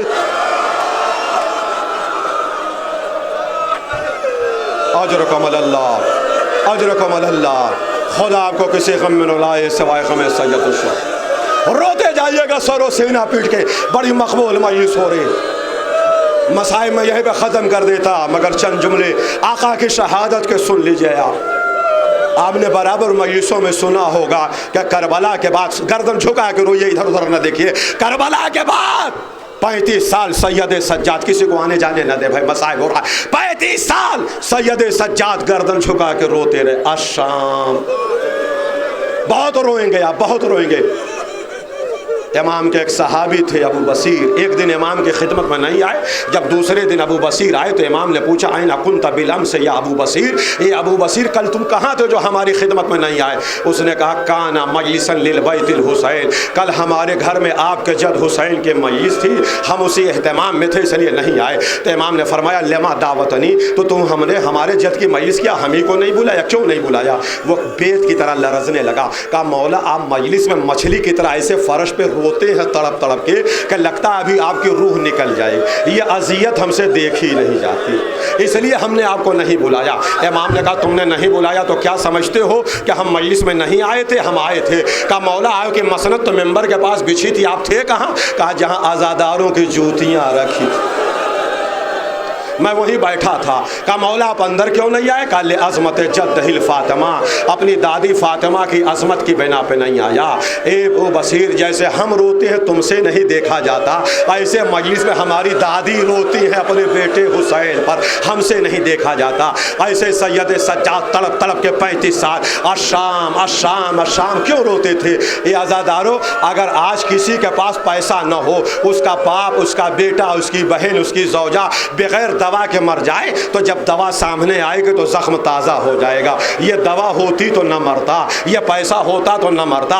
35 سال سید سجاد کے ہاتھوں میں جب پانی آتا تھا تو اس میں سکینہ کی تصویر آتی تھی. اگر یہ پانی ہوتا تو قید خانے میں سکینہ پیاسی نہ رہتی. اے بھیا یہ پرندے کہاں جا رہے؟ اے بھیا اگر قید خانے میں انتقال ہو جائے تو مجھے نشے میں دفن کریے گا. 35 سال سید سجاد روتے تھے, اور اتنا روتے تھے، اتنا روتے تھے کہ جانور بھی آ کے ان کے ارد گرد رونے لگتے تھے۔ اجرکم اللہ، یہ سجاد سن 63 ہجری کی بات ہے کہ اتنا روتے تھے۔ شام میں جب بازار لگتا تھا، قصاب جانوروں کو ذبح کرتے تھے تو اس بازار میں جاتے تھے اور جلدی جلدی شور مچتا تھا اور قصاب سروں کو چھپاتے تھے، گوشتوں کو۔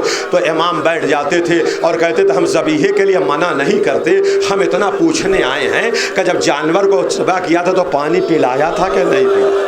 وہ کہتے تھے مولا کئی بار پلایا۔ تب امام مدینے کا رخ کر کے کہتے تھے نانا سن رہے ہیں، جانور بھی پانی پلا کے ذبح کیے جاتے ہیں، میرا بابا پیاسا پس گردن سے مارا گیا۔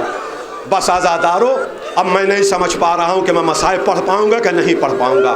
جتنا پڑھ لیا اتنا پڑھ لیا، باقی خدا آپ کو صحت و سلامتی کے ساتھ رکھے، پھر آپ سنیں گے۔ مگر میں شہادت کے 2 جملے مکمل کر دوں۔ یہاں تک کہ جب یہ رونے کی خبر یزید تک پہنچی، یہ تاریخ کم پڑھی جاتی ہے، ہمارے نوجوان اس تاریخ کو محفوظ کر لیں کہ اب جب یہ رونے کی خبر شام تک پہنچی اور مدینے کا گورنر نے یزید کو خط لکھا، یہ مصائب تو ہو گیا مگر میں یہ تاریخ سنا دوں، مگر بہت روئیے گا اس تاریخ کو بھی سن کے، یہ قیامت ہے مصائب کا جملہ کہ یزید کو خط گیا۔ اے یزید، مدینے کا گورنر نے لکھا، اے یزید اگر سید سن 63 میں، اے یزید اگر سید سجاد کو مدینے میں ایسے ہی رونے کے لیے چھوڑ دیا تو ان قریب تیری حکومت کا تختہ پلٹ جائے گا۔ سید سجاد کی آواز گریہ پہ جانور بھی آ کے رونے لگتے، پورے مدینے میں بغاوت کا ماحول چھا گیا۔ لہٰذا دوبارہ یزید نے خط لکھا حاکم گورنر مدینہ کو کہ پھر سید سجاد کو گرفتار کر کے شام بھیج دو۔ مدینے کے گورنر نے جب سید سجاد کو بلایا تو جناب زینب تڑپ گئی، بیٹا ایک بار میرا بھائی دربار میں گیا تھا تو میرا گھر اجڑ گیا۔ زینب بے چین دروازے پہ کھڑی تھی۔ سید سجاد گئے، حاکم مدینہ نے کہا کہ یزید نے آپ کو دمشق بلایا ہے، آپ تیار ہو جائیں کل جانے کے لیے۔ امام سید سجاد واپس آئے، جیسے دروازے پہ ہاتھ رکھا پیچھے سے آواز آئی کون؟ امام نے کہا پھوپھی اماں میں سجاد ہوں۔ زینب نے کہا بیٹا آ گئے؟ سر سے پیر تک دیکھا، خیر ہے؟ کہا نہیں پھوپھی اماں، نہیں پھوپھی اماں، بہت اطمینان سے مسائل پڑھوں گا، 2-3 منٹ دیے۔ نہیں پھوپھی اماں، یزید نے پھر ہمیں شام بلایا ہے۔ شام کا سننا تھا کہ زینب بے چین ہو گئی۔ اے بیٹا ایک بار ہمارا گھر شام گیا اجڑ گیا، ہم تمہیں تنہا جانے نہ دیں گے، ہم تمہیں تنہا نہ جانے دیں گے، ہمیں ساتھ لے کے چلو۔ سید سجاد نے کہا ٹھیک ہے پھوپھی اماں آپ بھی ساتھ چلیے۔ بھائی کونے سے آواز آئی فضہ کی زینب ہم تیری ماں کی کنیز۔ جناب فضہ رسول اللہ سے بھی بڑی تھیں، اتنا سی عمر، ہم تمہاری ماں کی کنیز تھے، ہم نے پیغمبر سے دعا مانگی تھی کہ ہماری حیات بڑھ جائے مگر ہم تمہیں تنہا جانے نہ دیں گے، فاطمہ شہزادی نے تمہیں ہمارے حوالے کیا ہے۔ زینب نے رو کے کہا اماں آپ بھی ساتھ چلیں۔ لیجیے درمیان کے میں نے مسائل چھوڑ دیے۔ اب یہ سن 63 میں 3 افراد کا قافلہ پھر شام واپس گیا یزید کے پاس۔ سید سجاد ہیں اور جناب زینب ہیں اور جناب فضہ ہے، بہت گریہ کریے گا، یہ قافلہ پھر گیا ہے۔ یہاں پہ آج جناب سکینہ کا روضہ ہے جس کو سیدہ زینب کہتے ہیں۔ اس وقت وہ جنگل تھا اور یہ ایک باغ تھا۔ جب یہاں پہ جا کے یہ قافلہ رکا اس لیے کہ اب کل دمشق میں جانا ہے تو جناب زینب کو یاد آیا باغ دیکھ کر کہ یہ وہی باغ تھا کہ جس میں ہمارے شہداء کے سر لٹکائے گئے تھے۔ جناب زینب ایک ایک درخت کو پکڑ کے رو رہی تھی۔ اس درخت میں میرے بھائی حسین کا سر تھا، اس پر میرے بھائی عباس کا سر تھا، اس پر علی اکبر کا سر تھا، اس پر قاسم کا سر تھا، اس پہ اصحاب و انصار کا سر تھا۔ اتنے میں ایک ناصبی ملعون تھا، اس نے پوچھا یہ عورت کون ہے؟ کہا یہ علی کی بیٹی زینب ہے۔ وہ علی سے بہت چڑھتا تھا، وہ بیلچہ لے کے آیا اور جناب زینب کے سر پہ پوری طاقت سے مارا۔ کاسہ سر شگافتہ ہو گیا، مغز سر باہر آ گیا، جناب زینب شہید ہو گئی، جناب زینب شہید ہو گئی۔ بیٹھو، جناب زینب شہید ہو گئی۔ بیکمتہ سید سجاد تڑپ کے رونے لگے، جناب زینب تڑپ کے رونے لگی، سید سجاد تڑپ کے رونے لگے۔ ارے پھوپھی اماں، ارے پھوپھی اماں، آپ نے عالم غربت میں سجاد کو تنہا چھوڑ دیا، آپ نے تو کہا تھا ہم یزید کے دربار تک چلیں گے۔ فضہ رونے لگے، تڑپنے لگے، سارے لوگ رو کے گریہ کر رہے تھے۔ یہاں تک کہ جب یہ خبر یزید کو پہنچی، بہت مصائب ہے قیامت کا جو میں پڑھنے جا رہا ہوں، ابھی ٹھہرے 2 منٹ کے بعد آپ زیارت کریے گا۔ اب جب یہ خبر یزید کو پہنچی تو اس ملعون نے یہ کہا کہ وہیں پر تجہیز و تکفین کر دیں اور سید سجاد سے یہ کہا کہ پھر وہیں سے واپس مدینے چلے جائیے۔ اب آپ کو دمشق میں آنے کی ضرورت نہیں ہے. میری طرف دیکھیں مصائب ختم کر رہا ہوں. سید سجاد رو چکے, 3 دن تک ماتم کیا. جب یزید کا پیغام آیا کہ وہیں سے واپس مدینے چلے جائیں, تو فضا ہیں جو اپنے بالوں سے زمین کو صاف کر رہی تھی. ہائے میری شہزادی جنگل میں وفات پا گئی, ہائے میری شہزادی جنگل میں شہید ہو گئی. ارے فاطمہ نے میرے حوالے کیا تھا, میری گود کی پالی میرے سامنے مر گئی, میری گود کی پالی. اس کے بعد سید سجاد آئے, دادی آپ پہ سلام ہو. فضا نے جواب دیا, کہا دادی یزید نے ہمیں رہا کیا, مدینے چلیے. زینب فضا نے ہاتھ کو جوڑا, بیٹا تم زمانے کے امام ہو, حکم امام ماننا واجب ہے, مگر ہم نے تمہیں بھی پالا ہے, اس کا حق یہ ہے کہ تم ہمیں یہاں پہ چھوڑ دو, تم تنہا جاؤ. اس لیے کہ اب یہ جا کے مدینے کیا کرے گی, جس کی شہزادی جنگل میں ہے, جس کی شہزادی جنگل میں ہے, اب ہم نہیں جائیں گے, تم جاؤ, تمہارا کنبہ مدینے میں ہے. میری شہزادی یہاں مر گئی, ہم یہیں رہیں گے, اپنے بالوں سے زمین کو صاف کریں گے. کوئی قافلہ جائے گا تو اس کو نشان بتائیں گے کہ نبی کی نواسی کی قبر ہے, فاطمہ کی بیٹی کی قبر ہے. چنانچہ 35 سال تک جناب فضا زینب کی قبر کا نشان بتاتی رہیں, اپنے بالوں سے زمین کو صاف کرتی رہیں. چونکہ یہ جنگل تھا, ہفتے میں 1 دن دمشق جاتی تھی, وہاں سے سوکھی روٹیاں لے کے آتی تھی. ہفتے بھر, 1 منٹ کا مصائب ہے, ہفتے بھر سوکھی روٹی کھاتی تھی, روتی جاتی. میری شہزادی جنگل میں شہید ہو گئی, میری شہزادی جنگل میں شہید ہو گئی. قافلے والوں ٹھہرو, فاتحہ پڑھتے جاؤ. 1 دن کا یہ واقعہ تھا, آخری مجمع تک مصائب برداشت نہ کر پاؤ گے. 1 دن کا یہ واقعہ تھا, محرم کی 25 تاریخ تھی. فضا روٹیاں خریدنے کے لیے دمشق میں جب آئیں تو کیا دیکھا, سارے گھروں پہ سیاہ جھنڈیاں لگی ہیں, سارے شامی سیاہ کپڑے پہنے ہیں, شام میں سوگ منایا جا رہا ہے. فضا نے پوچھا, شامیوں کس کا سوگ منایا جا رہا, کیا ہوا؟ لوگوں نے, شامیوں نے کہا, کیا تم جنگل سے آئی ہو کیا؟ کہا ہاں ہم جنگل سے آئے ہیں. کہا تبھی تو تمہیں پتہ نہیں ہے. کہا کیا ہوا, جلدی بتاؤ, میرا دل بیٹھا جا رہا. کہا مدینے میں سید سجاد کو زہر سے شہید کر دیا, مدینے میں سجاد کو مارا گیا. فضا کے ہاتھ سے روٹیاں چھوڑ گئی, دستے دعا بلند کیا, پروردگار اس ضعیفہ کا کتنا امتحان لے گا. پیغمبر کے دندان مبارک دیکھے, علی کے سر پہ ضربت دیکھی, فاطمہ کا شکستہ پہلو دیکھا, حسن کے ککڑے دیکھے, حسین کو ذبح ہوتے دیکھا, اپنی گود کی پلی زینب کو مرتے دیکھا. ارے میرے گود کا پالا سجاد بھی مدینے میں مارا گیا, اب مجھے جینے کی تمنا نہیں ہے. قفس عنصری سے روح پرواز کر گئی. فضا زمین پر لیٹ گئی, چاروں طرف سے شامی دوڑے اور ایک شور مچا. ایک لاوارث عورت مر گئی, ایک پردیسی عورت مر گئی, لہذا چندہ کرو تاکہ اس کا غسل و کفن دیا جائے. چندے ہونے لگے. اتنے میں روایت کا جملہ یہ ہے کہ ایک سید دوڑے ہوئے آ رہے تھے اور کہہ رہے تھے باوازے بولے, خبردار کوئی سے لاوارث نہ کرے, خبردار انہیں لاوارث نہ کرے. یہ میری دادی فضا ہیں, اپنے پیسے واپس لو, ہم کفن لے کے آئے, ہم اپنی دادی کی تجہیز و تکفین کریں گے. اجرکم اللہ. شام کے غسالہ بلائی گئی, غسل دیا گیا, اس کے بعد کفن پہنایا, اپنے ہاتھ سے نماز پڑھی, لا کے قبر میں دفن کیا. اس کے بعد غسالہ کو بلایا اور جیب سے ایک رقم نکالی اور غسالہ کو دیا. کہا غسالہ غسل کی اجرت دینا تو مناسب نہیں ہے, مگر میری دادی کا تم نے غسل دیا ہے, اسے قبول کر لو. غسالہ نے قبول کیا. چند قدم آگے بڑھی, میں ممبر سے نیچے آ رہا ہوں, یہ آخری جملہ ہے, بس چند قدم آگے بڑھی, پھر بلایا اور جیب سے ایک رقم نکالی, اس کو دے دیا. کہا یہ رقم بھی قبول کر لیجئے. وہ غیرت دار تھی. کہا پہلی رقم تو آپ کے دادی کی غسل کی ہے, یہ دوسری رقم کیسی ہے؟ کہا ایسے ہی قبول کر لو. کہا نہیں, اگر وجہ نہیں بتائیے گا تو ہم بغیر قیمت کے رقم نہیں لیں گے. ایک مرتبہ رونے لگے. کہا یاد ہوگا تمہیں 35 سال پہلے اسی شام کے قید خانے میں ایک اسیروں کا قافلہ آیا تھا جس میں ایک 4 سال کی بچی کی وفات ہو گئی تھی. وہ میری پھوپھی سکینہ تھی. اس وقت میرا باپ سید سجاد, ہاتھوں میں ہتھکڑیاں, پیروں میں بیڑیاں, میں کم سنی کا عالم تھا. یہ پہلی رقم دادی کی ہے اور دوسری رقم پھوپھی سکینہ کی. سیال